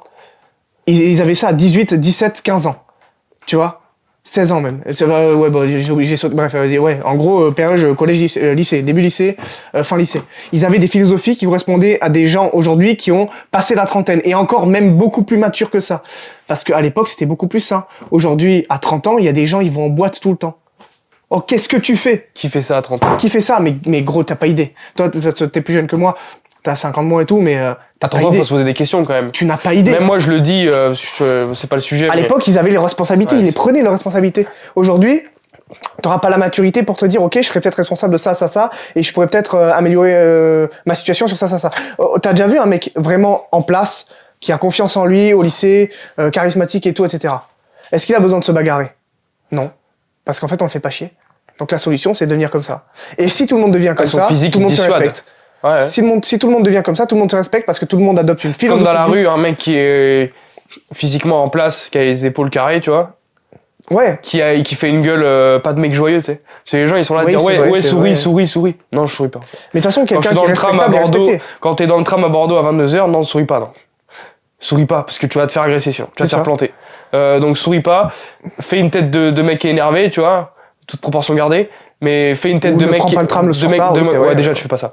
Mais tu vois, déjà, ça va dissuader les mecs qui veulent ta peau ou je sais pas quoi, tu vois, ça va déjà les dissuader, tu Mais c'est la jungle, hein, le collège lycée, on se rend pas compte. vois. Ouais, Non, mais c'est Mad vrai. Max. C'est comme disait disait l'autre. Papacito. C'est Mad Max. C'est Zelda mais sans la musique de fond. C'est Papacito qui avait dit ça dans un de ses podcasts. C'est Zelda sans la musique de fond. Mais en soi, c'est vrai que il avait raison. C'est la jungle. Enfin, je suis désolé. En C'est fait, la jungle, hein. c'est un peu un. Au collège, ouais. Sans les armes, attention, mais c'est un condensé de la rue. Le lycée et le collège. C'est la C'est loi un du plus condensé de fort. la société aussi.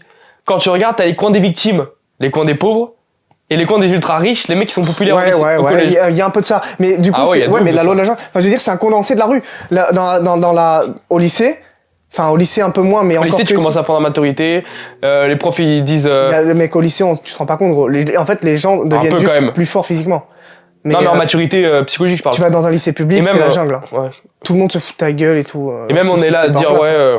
tu vas voir au lycée, tu auras de l'autonomie et tout. Du coup ça te... Oui, ça te en fait, t'as juste le galvanise. droit de sortir. Ça te galvanise, ouais, mais en fait, T'as c'est juste pas- le droit de sortir entre midi et deux. Au en lycée, fait, il y c'est a juste un- quasiment autant d'harcèlement que au collège, c'est juste Non, différent. je suis pas sûr. Si, mais c'est Je différent. pense qu'il y en a moins. Non, c'est différent. C'est plus vicieux. C'est différent, mais dans les lycées publics, il y a beaucoup plus de, il y a beaucoup plus, non, pardon, il y a autant qu'au collège, c'est juste différent. C'est via au réseau. c'est via des trucs qui sont moins directs, tu vois. C'est par exemple au collège. Cyberharcèlement en plus. Le collège, c'est des trucs où, je veux dire, nous, on faisait des concours de droite dans l'épaule quand on était au collège. On se mettait des pancartes, on se bagarrait en 6e pour voir qui était le plus fort, mais après on était potes, on allait à la buvette. Enfin, non mais vraiment, c'était des trucs où on se la mettait pour rigoler, quoi. Au collège, je veux dire, des idiots, quoi. Des idiots. Bah, après, tout le monde était au collège. Au lycée, c'est beaucoup plus cadré que ça, c'est beaucoup plus. Du coup, t'es obligé de trop réfléchir, de réfléchir pour pouvoir niquer l'autre. C'est beaucoup plus réfléchi que ça. Et il y a. Et au lycée, c'est ça, c'est pareil, c'est la jungle aussi. Et ça, de toute façon, les pions ne peuvent pas y remédier puisque... Ils pèsent 30 kilos. On dirait qu'ils ont tous le chic pour engager des pions qui ne servent à rien et qui, en cas de problème, de toute façon, se contenteraient de faire... Ça, c'est pareil, tu sais. Ouais. Et c'est tout. Non, mais gros, il y a un quand le mec commence à marcher vers lui... Il s'est fait pousser par un élève, il est tombé. Un pion. Quoi? Dans mon lycée, pardon. Mais qu'est-ce que c'est que ça? Normalement, l'élève, il commence à te confronter. Tu tombes, mais c'est revers de la main dans la mâchoire comme ça. Et après, il revient avec sa mère... Ouais, ben désolé, j'ai dû foutre un coup à machin parce que mais c'est légitime, vous avez rien le droit de dire, fermez-la. Parce qu'en fait, c'est votre enfin c'est un petit con. Mais ça, tu me parlais des professeurs qui faisaient les potes avec les racailles pour pas se faire niquer. Les pions font pareil. Les pions font pareil. Les pions au collège, ils étaient surtout potes avec les racailles et les mecs populaires, ouais, c'est vrai. Je l'ai vu de mes yeux, ça. Pour pas se faire niquer. Parce qu'ils savaient qu'ils avaient pas le biceps assez rond, du coup, ils devaient potes avec. C'est vrai. Tu sais, Je l'ai vu de mes yeux, ça. Encore une fois, de la corruption. Moi, je l'ai vu au lycée. C'est marrant, l'école, c'est de la corruption sur tous les points. Ouais. Et ouais. J'aimerais bien parler d'un point aussi. C'est vrai que c'est un micro-climat de corruption en soi. Même de la société. Parce que quand tu vois que... J'aimerais bien parler aussi les jeunes filles aussi sont un petit peu... Désolé, hein, je vais des fois, tu fais chier le monde, mais vas-y. Émotionnellement, des fois, les jeunes filles, elles sont plus attendrissantes que les mecs, donc elles peuvent avoir des... Alors, attention à ce que je dis. Il y a du mérite de toute personne qui travaille ont du mérite. Par contre, si un jeune garçon... Non, toute personne qui travaille, c'est dur. Une prostituée, elle a du mérite? Non, je te parle de travail, mec. Pas du travail. Mais non, travail, Noah. Pas se souiller. Oui, c'est ce que je te dis. Mais prostituée, c'est considéré comme un travail. C'est pas un travail, non, c'est pas un travail. Ah bon, voilà, d'accord. C'est pas un travail. Je préfère. Toutes les personnes qui travaillent dur ont du mérite. C'est juste pour pas faire l'amalgame aux gens qui nous regardent, tu sais. Si un jeune garçon veut absolument fermement quelque chose, il aura plus de mal à obtenir qu'une jeune fille. Des fois, les filles, elles ont leur note qui est un peu plus saucée que les garçons, parce que c'est vrai, ça. Et c'est pareil, je l'ai vu aussi, ça. Hein. C'est vrai. Je l'ai un peu vu aussi. Moins que le délire de les pions sont potes avec les Et après, on vient de parler d'inégalité entre les hommes et les femmes. Mais on va retourner au collège et voir les inégalités entre les hommes et les femmes pour voir. Mais de toute façon, regarde, t'as vu le système? C'est là où ils créent leur fausse égalité, hein. On est tous dans des classes avec les mêmes codes, les mêmes règles, les mêmes lois. Tu serais pour... Séparé? Tu serais pour une école... des classes mixtes, toi? Ou pas? Parce que moi, j'ai pas tellement d'avis là-dessus. Je sais pas trop. Je me dis qu'il faudrait avoir du mélange, mais je me dis qu'à la fois... Je sais pas trop, parce que tu sais, quand t'es en collège, t'as la testo. Tu vois un cul, tu bandes direct, tu vois. Donc, on parle cru, mais quand on est jeune, on est con, hein. On est vraiment bête. Hein, mais surtout que c'est le primaire qui parle. C'est tes putains de... Qu'est-ce qu'il y a, ça s'éteint? Non, okay. Regarde. C'est le primaire qui parle, c'est ta testo qui parle, ta libido qui monte en flèche, parce que t'es dans ta puberté. Ah, c'est ça, et du coup... Donc est-ce que ça serait peut-être bien pour ça? J'ai pas tellement d'avis sur l'école mixte. Et puis, c'est vrai, moi j'ai vu des trucs de fou. Des jeunes mecs qui allaient loin avec des jeunes filles, quoi. Genre, au collégien, loin, genre, les jeunes filles, elles en avaient marre absolument. Et on les met dans le même établissement que des mecs qui n'ont pas encore la maturité pour gérer leur influx hormonal, puisque ça vient d'arriver. C'est le début de la puberté, ils savent pas ce que c'est nouveau pour eux. Donc, ils en ont juste les symptômes. Ils ont pas la gestion qui va avec. Ouais. Et on met des jeunes femmes à la merci de ces symptômes-là, qui peuvent dériver puisqu'il y a un laxisme ambiant là et là-bas je suis désolé il y a des jeunes mecs qui peuvent être très malsains avec des jeunes femmes dans ce genre de milieu, hein, que ce soit au collège ou au lycée. Ils ont pas la maturité pour gérer ça vient de commencer. Même au lycée en soi, il y a des jeunes de 15 ans, ils ont pas encore fait leur puberté. Qu'est-ce qu'on vient mettre des jeunes filles? Alors c'est pas un truc, c'est juste un constat. C'est pas un avis que je donne là pour le coup, même si là je vais vous le partager après. On vient mettre des jeunes filles qui sont avec des jeunes hommes qui n'ont pas la maturité pour gérer ce qui leur arrive hormonalement parlant. Parce que et les filles ont plus de maturité, plus jeunes ça qu'un peut homme. être compliqué pour elles, ça peut être compliqué pour elles, et je le conçois sincèrement. Ouais. Et des fois j'empathie, moi j'aurais peur si ma fille allait dans les collèges et lycées actuellement. Bah les darons ils ont peur pour leur fille. Ouais. Parce que moi tu sais j'ai une histoire quand j'étais au collège, un mec pareil c'était une rumeur, mais vu le type, pareil je citerai pas son nom, je citerai pas le collège, mais vu le type, je me doutais pas de ce gars-là, est-ce qu'il aurait pu faire un truc comme ça, tu vois. on me balance un truc du genre ouais c'est Disons que c'était pas un mec de bloc, quoi. pardon non c'était pas un mec de C'était pas un bloc. mec de Pareil c'est un mec bloc. qui avait pris la mode des trucs de cité mais c'était pas un mec de bloc tu vois C'était pas un mec de cité, ok. et Alors, curieux, c'est la plupart des gens, c'est eux qui agressent, donc... ouais raciste un peu mec Non, mais j'ai pas parlé de couleur, gros. Alors là, pour le ouais coup... mais tu parles de lycée- mecs de cité Non, mais au lycée, lycée, ce qui par se- contre, curieusement, au lycée, j'ai connu des mecs de cité qui étaient de plus ou moins de toute origine. Ouais. Au lycée, alors oui, voilà, moi, c'était un lycée pro. Alors, ah bah en pro ouais, t'as peu tout. importe l'origine, gros, ça vient d'une cité, ça porte une casquette Ouais. et un t-shirt Lacoste. Ils avaient les mêmes comportements, les mêmes accents. et c'était Même si je fais pas de la démagogie C'était infernal. même si je fais pas de la démagogie on sait quelle origine se trimballe en cité le plus et Malheureusement. qui fait le plus chier le monde Mais ça, c'est plus un. C'est plus un. mais c'est de la faute de la France hein. Oui, c'est la une, faute de la France, c'est une ouais. cause de la République, mais c'est Mais pas ouais. ça qui fait que ouais sont des racailles. C'est parce qu'en soi, tu regardes, des personnes dans leur pays respectifs ne sont pas des Ah ouais, racailles. en Algérie, Il y a non. que en France où la plupart des gens qui habitent en cité, Ouais. peu importe leur parce que couleur, les deviennent des policiers racailles. n'ont pas le droit de tuer quand il y a un refus d'obtempérer alors que merde Non, mais alors je veux qu'en dire, Algérie ils ont le droit c'est pas vraiment mais ça. ouais c'était pas le sujet C'est pas vraiment ça. Juste, c'est une petite parenthèse, mais c'est tout un cocon. gros dérapage ouais C'est tout un cocon qui a été façonné par l'État. La culture qu'il y a en cité est une culture que l'on retrouve nulle part ailleurs qu'en France. C'est ni une culture africaine, ni française, ni ci, ni là. C'est une culture qui est propre aux quartiers sensibles et aux cités de France, quartier populaire qui a été créée par la République. Ça a été créé par la République, ce cocon. Et à par la gauche. force de plein de causes qu'on va pas forcément énumérer, ce serait trop long. Ça a créé l'environnement propice à la délinquance que l'on connaît bien. Voilà. Et c'est ça, c'est voilà. Mais ce qu'il faut savoir, c'est que ces jeunes-là, qui sont majoritairement africains, ils retournent dans leur pays. Leur pays ne veulent pas. Ils disent attends, mais qu'est-ce que c'est que ce délinquant bah non Qu'est-ce que c'est que ce délinquant Ils ont Par raison. exemple, un exemple typique, mais je veux dire une histoire que j'avais entendue, voilà, au Maroc ou quoi. Par exemple, les gamins qui revenaient, le Maroc disait mais qu'est-ce que c'est que ça là en fait C'est quoi ça en France C'est pas représentatif de nous Marocains en fait. ouais Eh non, mais bienvenue dans le pays de la République les gars. bienvenue dans le pays du laxisme mais pour en revenir à Donc, l'anecdote parenthèse fermée, voilà. ouais dérapage fermé pour en revenir à l'anecdote sur la montée de testo que t'as au collège t'avais une rumeur qu'il y avait sur un mec comme quoi on m'avait lâché un truc comme ça on m'avait dit hey, tu sais que ce mec il a fait un trou dans son pantalon pour pouvoir se branler en cours. C'est une dinguerie. Il a Je fais fait quoi Je fais quoi Et je crois que je m'en souviens plus mais je crois qu'il avait vraiment fait un putain de trou. Non, pas dans son pantalon, je suis con, dans son slip. Ok. Il avait même il y a des slips qui existent où t'as un trou automatique qui est fait et tu peux sortir ta queue. Il en a acheté. Non, c'est des trucs de fils de pute ça. Oh, il en a acheté. Mais ce que je veux dire c'est que je crois qu'il avait même fait un trou avec un ciseau pour pouvoir se branler. Oh non, mec. Donc oui, je peux comprendre que tu veux pas mettre ça avec des meufs. Mais tu sais Et que que tu pas faire rigoles, un mais ça, truc le mix. délire de se taper des gestes hélicoïdales avec son sexe en classe, j'en ai connu, hein, genre des Ah ouais. mecs qui étaient dans ma classe. Il y en a eu un. Dernière fois. Pardon. Il y en a eu un qui était dans ma classe. Et j'ai appris qu'il avait fait ça. Et j'ai entendu une autre anecdote sur un gars qui avait fait ça. Et ta fille est dans la même classe que ce gars. Que ce prédateur sexuel.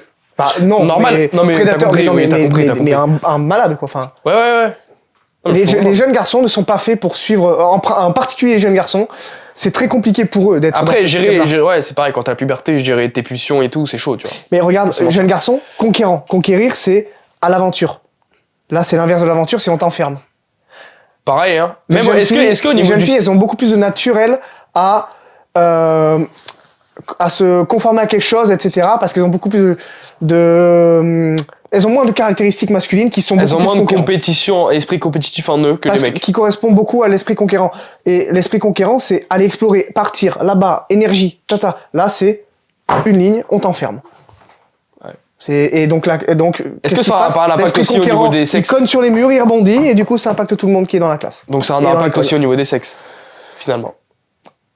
Ouais, mais c'est pour ça que, effectivement, pour en revenir à ta question, je pense que ce serait pas du tout une mauvaise idée, à partir du collège, Faire des de écoles mixtes. séparer les hommes et les femmes. Alors du coup, si tu sépares à partir du collège, ben, ça peut créer une dissociation alors qu'ils ont déjà connu Ouais. le sexe opposé. Mais moi, je pense sincèrement, et il y a qu'à voir à l'époque, le niveau de QI, le niveau de concentration qu'il y avait était beaucoup plus... Bah, il y avait pas TikTok, Tout était beaucoup plus cadré. cadré à l'époque où les deux sexes étaient séparés. Alors, c'est pas simplement dû qu'à ça, Après, mais à ce mon qui- avis, ouais. c'est un facteur Parce qu'il y a, qui tu sais, joue. il y a aussi ce truc de me dire on est complémentaires, donc le fait qu'on soit pas ensemble, ça peut poser un problème quelque part. Mais on est complémentaires pour quoi? Pas pour tout. Oui, c'est, Deux hommes qui doivent se défendre oui, c'est vrai, face à un problème sont plus complémentaires qu'une femme et un homme. Oui, c'est vrai. Par contre, deux hommes sont pas complémentaires du tout pour fonder le masculiniste monde. un peu là. Masculinité toxique un peu là. C'est un peu viriliste tout ça. Bah ok. Ok, ben dans ces cas. Non, je rigole. Non, mais je sais que bien sûr, je sais que c'est une farce de ta part. Mais et j'aimerais bien, voilà. ouais. Et j'aimerais bien aborder un sujet aussi que je tiens de, parce que j'ai un côté un peu. Je t'écoute, je regarde simplement les sujets qu'on voulait aborder. Putain, on est quand même à 1h13 de podcast. On fera jamais 40 minutes comme on avait dit. Hein? On fera jamais que 40 minutes comme on avait dit. De toute façon, ça durera 2 heures. De toute façon, si les gens sont matrixés par TikTok, ils se casseront du podcast, tu vois, ils regarderont pas. Je voulais parler d'un truc. Histoire de l'éléphant. Même, je vais parler de. Parce qu'en fait, moi, c'est simple. Bon, j'ai pas le bac, comme toi. On n'a pas le bac. Oh, les cons, on est à la rue. Dans un garage. Dans un garage. Et non, mais en fait, moi, c'est simple, genre. Je t'ai raconté, mais je vais le redire. C'est à partir de la seconde. Vers la seconde, au lycée. Fin seconde. Et début première, que j'ai tout lâché. Honnêtement, j'ai toujours dit que j'avais pas de facilité à l'école, mais finalement, avec le recul, je pense que j'avais des facilités, puisque j'arrivais à maintenir 12 de moyenne, 12 de moyenne. C'est pas un truc ouf, tu vas me dire. Mais 11-12 de moyenne, je bossais pas comme un malade, tu vois. Un acharné, ouais. Ouais. Je bossais pas comme un ouf. Et en fait, je t'avais raconté, mais je suis tombé un jour, je sais plus si je suis tombé par hasard ou si je l'ai recherché, mais je suis tombé sur la conférence d'Idriss Aberkan. Une conférence de 3 heures que j'ai regardée en entier et que j'ai même regardé 2-3 fois, je crois, et que j'ai montré à mes parents. Donc ça s'est passé fin seconde, début première, et c'est là où j'ai tout lâché. Pourquoi ? Cette conférence, elle parlait d'énormément de choses, donc franchement, je vous conseille d'aller la voir. Je vais d'ailleurs mettre le lien en description du podcast, de la vidéo, pour ceux qui veulent aller la voir. C'est hyper intéressant sur... alors là, c'est plus axé neurosciences, mais vraiment sur le système scolaire.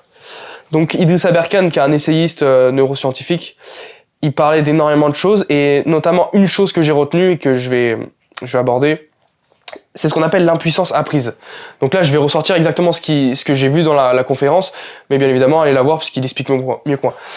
L'impuissance apprise, et ça, il racontait l'histoire d'un éléphant qui était dans une jungle, attaché à un bout de bois par terre par une petite cordelette. L'éléphant, il était attaché dès tout petit, genre l'éléphant, il avait 2-3 ans, il était attaché avec une cordelette. Une cordelette adaptée à son poids et à sa taille, de 2-3 ans d'éléphant. Enfin, d'un éléphant de 2-3 ans. Il semble que j'ai entendu. Et l'éléphant qui grandit au fur et à mesure, il arrive vers, je sais pas combien, on s'en bat les couilles, je sais pas combien ça vit un éléphant, mais l'éléphant grandit, et il est attaché à cette même cordelette. C'est-à-dire qu'il est adulte et qu'il fait 3 tonnes de plus. Étant adulte et qui fait 3 tonnes de plus. Donc la corde, il la brise quand il veut en fait. Mais l'éléphant ne reste pas attaché. Et apparemment, c'est un truc qui a été vraiment... oui, il reste attaché, pardon. Et apparemment, c'est un truc qui avait vraiment été fait. Oui, ça a été fait. C'était en Inde ou je sais plus où. Ça a été fait, oui. Et l'éléphant restait attaché à cette même cordelette. Et ça, c'est de l'impuissance apprise. Donc, d'où le mot, ça veut dire on t'apprend à être impuissant et à te limiter. Et ça rentre pile poil dans ce qu'on t'apprend à l'école. Oui. Et la question très intéressante qu'il posait ensuite Idriss Aberkan, il disait, la question est de savoir combien de ces cordes on a dans la tête. Combien de ces croyances limitantes et de ces barrières limitantes on a là-dedans. Et combien on t'en met à l'école. Combien on te dit, non, c'est pas possible. Ça, c'est pas fait pour toi. Ça, t'as pas l'intelligence pour ça.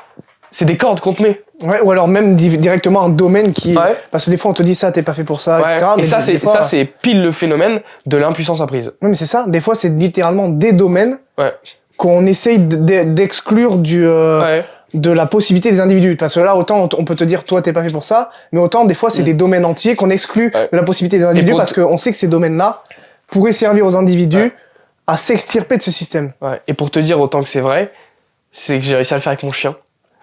Tu sais, mon chien, il est très joueur. Et il a une balle à la place du cerveau. Du coup, il veut tout le temps jouer. Et quand mon frère jouait au basket, ou même moi, quand je boxais au sac, il venait toujours entre les pattes filer le jouet. Et mon frère, il venait lui choper le ballon de basket, tu vois. Et ça fait chier tout le monde, tu vois. Et il comprend pas quand on lui dit d'arrêter de pas jouer. Il continue. Du coup, on est obligé de l'attacher. Je lui mets la laisse autour du cou. Je l'attache. On l'attachait fort pendant... Je sais pas, à chaque fois qu'on sortait, on l'attachait, tu vois. On commençait à créer ce truc de t'es attaché. Et à un moment, mon frère, il découvre il avait la flemme d'attacher. Du coup, il attache juste autour du cou. Et il a flemme d'attacher au poteau. Du coup, il pose la corde à côté du poteau. Et il pose la laisse à côté du poteau. Mon chien ne bouge pas. Je reteste, tu vois, je fais la même chose. Je teste, je l'accroche et tout. Je pose la corde à côté du poteau, je l'attache même pas, gros, il peut partir. Et là, j'essaie de pousser le truc plus loin. Je fais Rigolo. Il s'appelle Rigolo. Jugez absolument pas le nom de mon chien, s'il vous plaît. Je l'appelle, je fais Rigolo, viens. Viens. Il bouge pas. Il est pas attaché sans cul. Je fais viens. Il bouge pas. Il a insulté. Non, mais il bouge pas. Ouais. Et c'est pile ce qui a été. L'impuissance apprise, ouais. J'ai réussi à appliquer l'impuissance apprise à mon chien. C'est ça, mais les codes, quand vous voyez. Moi, je pense qu'on l'a tous vécu. Donc, je prends mon expérience pour rebondir sur ce que tu disais. Il y a un moment donné où je me cherchais, je me suis dit, ok, c'est pas ça que je veux faire. Si la réalité c'est ça, merci, je suis pas intéressé, tu vois. Mais je me disais, comment je fais si je suis pas intéressé? Je suis baisé. Parce que la réalité c'est ça. Dans ma tête, c'était ça. Mais pourquoi dans ma tête, il y avait que cette réalité? C'est là où j'étais pas bien, parce que je me suis dit, ok, je suis pas intéressé par la réalité. Et puis aligné après. Mais, apparemment, c'est ça la réalité. Ouais, je vois. Et ensuite, t'es coincé, t'as le cul de chaise. Et là, je me dis, ok, c'est bon, j'ouvre la porte. Et là, je découvre un monde entier avec plein de réalités possibles. Et je choisis la mienne, qui est la réalité de, ok, je peux créer ma propre réalité à moi, tu vois. Et ça, c'est une réalité qui existe, mais qu'on te montre pas, même qu'on te dissuade d'explorer à partir du moment où tu en as pris la connaissance. Et à partir de ça, j'étais beaucoup plus heureux. Mais c'est ça, c'est justement l'impuissance apprise. On t'apprend que la seule réalité, c'est la réalité que le système te prépare, le système scolaire te prépare à avoir, puisqu'il te prépare une place tout chaud dans le système lui-même, le système d'État, hein, puisque du coup, le système scolaire prépare les individus et leur prépare une place toute chaude dans le système global. Réussir dans le système. Il te prépare à réussir dans le système. C'est ça. On t'apprend pas à réussir, on t'apprend à être efficace dans le système. Ouais, voilà. Mais à partir du moment où j'ai ouvert cette porte-là, j'étais beaucoup plus heureux. Mais j'ai rencontré des difficultés avec des gens autour, des mages, etc. Parce qu'ils sont pas habitués. Je veux dire, ça m'a valu ma rupture avec mon ex-copine, avec qui je suis resté 2 ans et demi, avec qui j'habitais. Tu vois, c'est chaud. C'est Si nous, on est enrhumés, les gars. T'es enrhumé aussi, toi? Un petit peu. Ok. Intéressant. C'est tout ça qui m'enrhume. Mais ouais, l'école... Cette histoire d'éducation nationale. Mais ouais, c'est vrai, quand tu y penses, l'école... elle te prépare à réussir dans un système, mais en réalité, elle te prépare à échouer plus qu'autre chose, finalement. En fait, elle te prépare à réussir que dans un seul chemin. Ouais. Donc, pour moi, elle te prépare pas à réussir. Non, bien sûr que non. C'est pas la réussite. Tu vois, pour moi, c'est pas toi qui as choisi, en fait. Oui, c'est ça. Comme tu dis, on te prépare ta vie, mais c'est pas toi qui as choisi, tu vois. Non, c'est clair. C'est ça, on te cook. On te cuisine ta vie et tu bouffes le plat sans même te demander est-ce que c'est bon, est-ce que c'est bien pour mon alimentation. C'est ça, tu vois, tu peux comparer ça à ça. C'est ça. C'est-à-dire qu'on te fournit des connaissances à l'école, on te fournit une seule manière d'apprendre d'ailleurs, qui pour moi est une très mauvaise manière d'apprendre. La manière robotique, c'est-à-dire par cœur. Il y a ça, mais il y a aussi tout le pareil, allez voir la conférence d'Idriss Aberkan parce qu'il explore vraiment ça sur la conférence, que en fait la connaissance, il disait, ça se mange. La connaissance, c'est quelque chose qui se mange, et le truc c'est que maintenant à l'école on a dégoûté les gosses de la connaissance, on a dégoûté les gosses des maths. Pourquoi personne n'aime les maths, gros? Parce que c'est pas parce que les maths c'est de la merde, c'est de la science la plus belle au monde presque. C'est parce que les maths c'est de la merde et que ça intéresse personne. C'est juste parce qu'elle est apprise de la mauvaise manière. Mais, clairement. Et donc tout ce que je dis là, c'est la conférence, ça vient pas de moi. Hein. Mais on parlait justement de l'éducation par le jeu. Comment les lionceaux dans la nature font pour apprendre des choses? Ils s'éduquent entre eux en jouant. C'est que du jeu. Quand tu regardes dans le monde animal, dans la nature, ils s'éduquent par le jeu. Les enfants, tu vois. C'est pas une éducation académique comme on a à l'école. C'est une éducation par le jeu. Et c'est comme ça que les gamins apprennent le mieux. C'est par le jeu. Elle est instinctive, cette éducation. Mais même chez les enfants. C'est hyper instinctif, les enfants, de découvrir par le jeu. Ouais, mais pareil, on te conforme. T'arrives à l'école, on te dit non. Le système, il est académique, connard. Donc tu fais ça, comme ça, et pas comme tu l'as dit. Sauf oublie ce que t'as dit. Il a 3 ans, c'est un bébé. Il a 3 ans. Comme tu disais, c'est très intéressant ce que tu disais. C'est quoi que tu disais? Un enfant, si tu lui apprends que tout est bleu, je sais pas quoi. En gros, c'était une phrase que je disais, du coup, par rapport au formatage. Quand on veut apprendre quelque chose à un enfant, ou plutôt quand on veut faire d'un enfant quelque chose pour plus tard, on lui apprend ce qu'on veut, etc. Faut le formater, comme on vous l'a dit. Un enfant, vous le mettez dans une pièce toute sa vie, dans une maison intégralement recouverte de murs bleus et sans fenêtre. Il y a que des murs bleus, tout est bleu. Il n'y a pas une autre couleur que le bleu. Alors je sais pas ce que ça donne sur le côté naturel, comment le cerveau le perçoit de manière archaïque, ça. Par contre, on pourrait supposer que sur le côté psychologique, un enfant qui ne voit que du bleu toute sa vie, pour lui, il n'y a que la couleur bleue qui existe. Rien d'autre, à part la couleur qu'il voit sur ses mains et sur ses vêtements potentiellement, sauf si on lui a mis que des vêtements bleus aussi. Mais pour lui, il n'y aura que la couleur bleue et la couleur de sa peau qui existera. Moi, je pense que l'enfant, il sort de la maison, il a de gros traumatismes. Ouais. Gros traumatismes, mais on peut en faire. Mais en vrai, ouais, ça peut. Mais c'est exactement ce qui se passe à l'école. Regarde, on te dit c'est le seul chemin, et en fait. Tu sais, les non-voyants de naissance, ils peuvent pas s'imaginer les choses comme nous. Ouais, ça va être bizarre, abstrait. Ça les couleurs, ils les connaissent pas. Non, ça va ils être ont des couleurs, mais chelou apparemment. Je sais plus ce que. Mais en fait, ça va être très abstrait. Si le non-voyant est un non-voyant qui ne voit rien du tout, ben en fait, ses rêves vont être abstraits, basés sur des sons, sur des voix, peut-être avec un petit peu de tactilité. Mais par contre, il peut pas s'imaginer le monde qu'il ne connaît pas. Mais là, un enfant, c'est pareil. Vous voulez pas qu'il s'imagine des trucs, vous le supprimez. Et par contre, si vous voulez lui rajouter des problématiques, vous créez artificiellement des problématiques. Au hasard, le changement de genre, le changement de sexe, tous ces délires autour du wokisme et de la déconstruction, etc. C'est bien, ils sont en train de recréer un monde. Regarde, pourquoi le changement de sexe existe ? Parce que tu as induit artificiellement ces problématiques, donc les gens se créent des problèmes autour de cette problématique qui est artificielle. Et tu l'enlèves, tu leur mets pas dans la tête, ça n'existe plus. Et ça, c'est pas un délire. Faut surtout pas dire non, mais parce que en fait, ça existe dans d'autres pays. C'est juste que les gens sont opprimés par des certains dogmes. Du coup, ils se cachent. Non. Il y a des pays, ça n'existe pas. Dans des pays qui sont, j'en sais rien, mais je sais pas, le Congo. Je crois qu'il y a des gens qui changent de sexe là-bas. Mais non. Il faut arrêter de le dire. Alors, ça doit arriver parce qu'il y a effectivement, t'as 2% de personnes qui naissent hermaphrodites. Je suis désolé, 2% de personnes. Et ça s'appelle une maladie. C'est-à-dire que c'est un enfant, il a des déviances. Ah, quel chien. Il naît avec un trouble, genre, de sexe. Il y a eu une déviance. C'est un escargot, le truc, quoi. C'est 2% de la population. Non, c'est pas hermaphrodite, pardon. Parce que hermaphrodite, tu peux changer de sexe. C'est une capacité. Là, c'est pas l'hermaphrodisme, c'est... Hermaphrodite, c'est tu peux te reproduire avec... C'est quoi, c'est hermaphrodite, c'est tu n'as pas vraiment de sexe, tu peux te reproduire avec n'importe quoi, devenir mâle ou femelle, ou devenir mâle ou femelle. J'ai dit les deux fois. Mâle ou femelle. Femelle ou mâle ou femelle, bref, c'est compliqué. Mais là, c'est vraiment les 2%, c'est en gros, c'est pas de l'hermaphrodisme, c'est prisonnier entre les deux sexes, en gros. Il y a eu un problème dans ton corps à la naissance, je sais pas quoi, et du coup, t'as prisonnier entre les deux sexes. Ça représente 2% des êtres humains qui naissent sur le monde.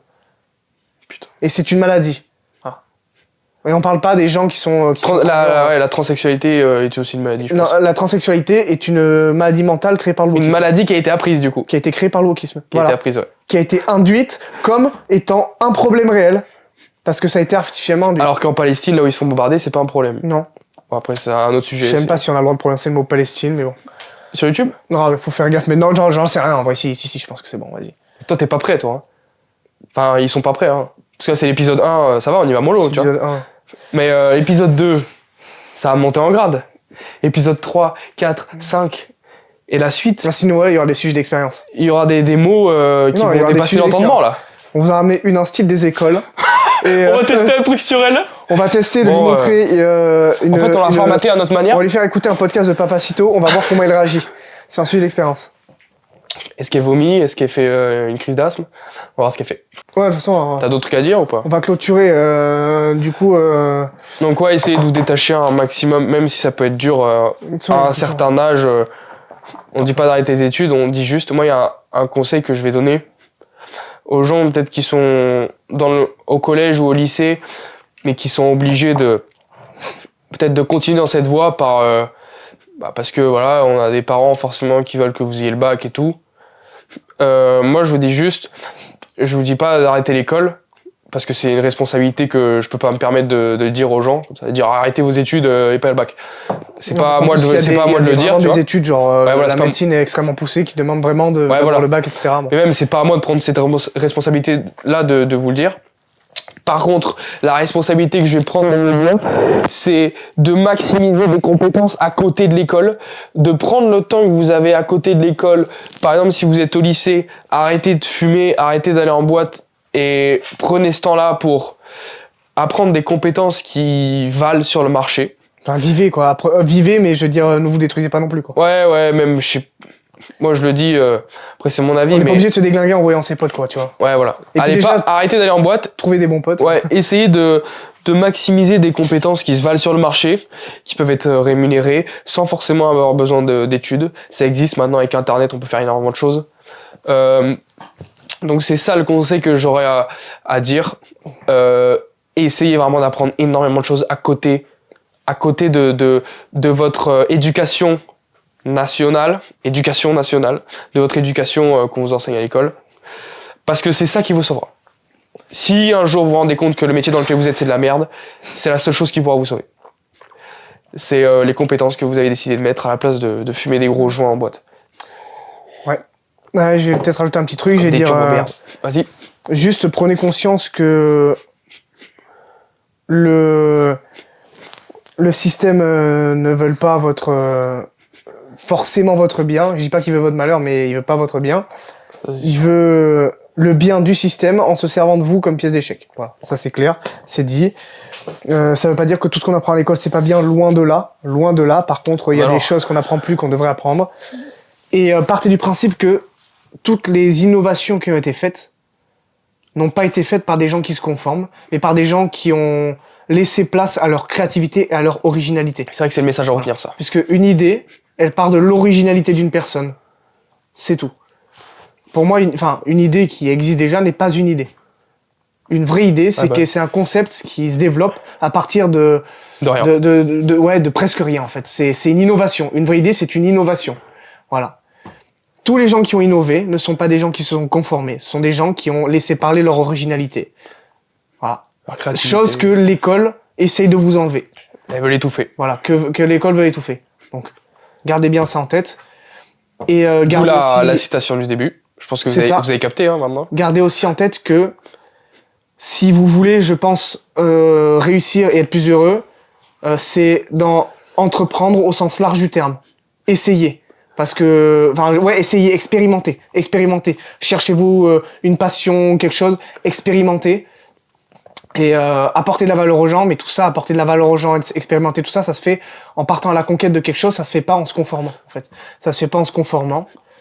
Et même si nous, on est qu'au début de ce qu'on veut être, on est tous les deux bien plus heureux depuis qu'on a commencé à accomplir des objectifs qui nous sont chers et qu'on voit que ça se réalise.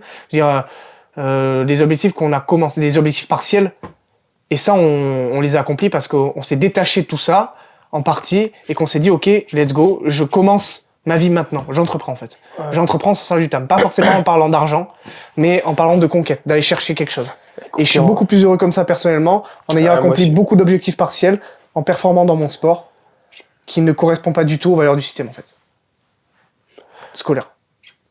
Très bon message. C'est une fin de podcast, les gars. Abonnez-vous si ce format vous plaît. Et puis, t'as un dernier mot à dire? Ou on clôture avec notre fameuse outro? On clôture, du coup, je fais l'outro alors. Vas-y, go. Allez, je vais faire la fameuse outro. Elle est badass, notre outro, moi je le dis. Hein. C'est pas pour nous sucer, mais notre outro, elle est vraiment... C'est là, je passe elle est épique. Je passe directement à la phrase, classique, quoi.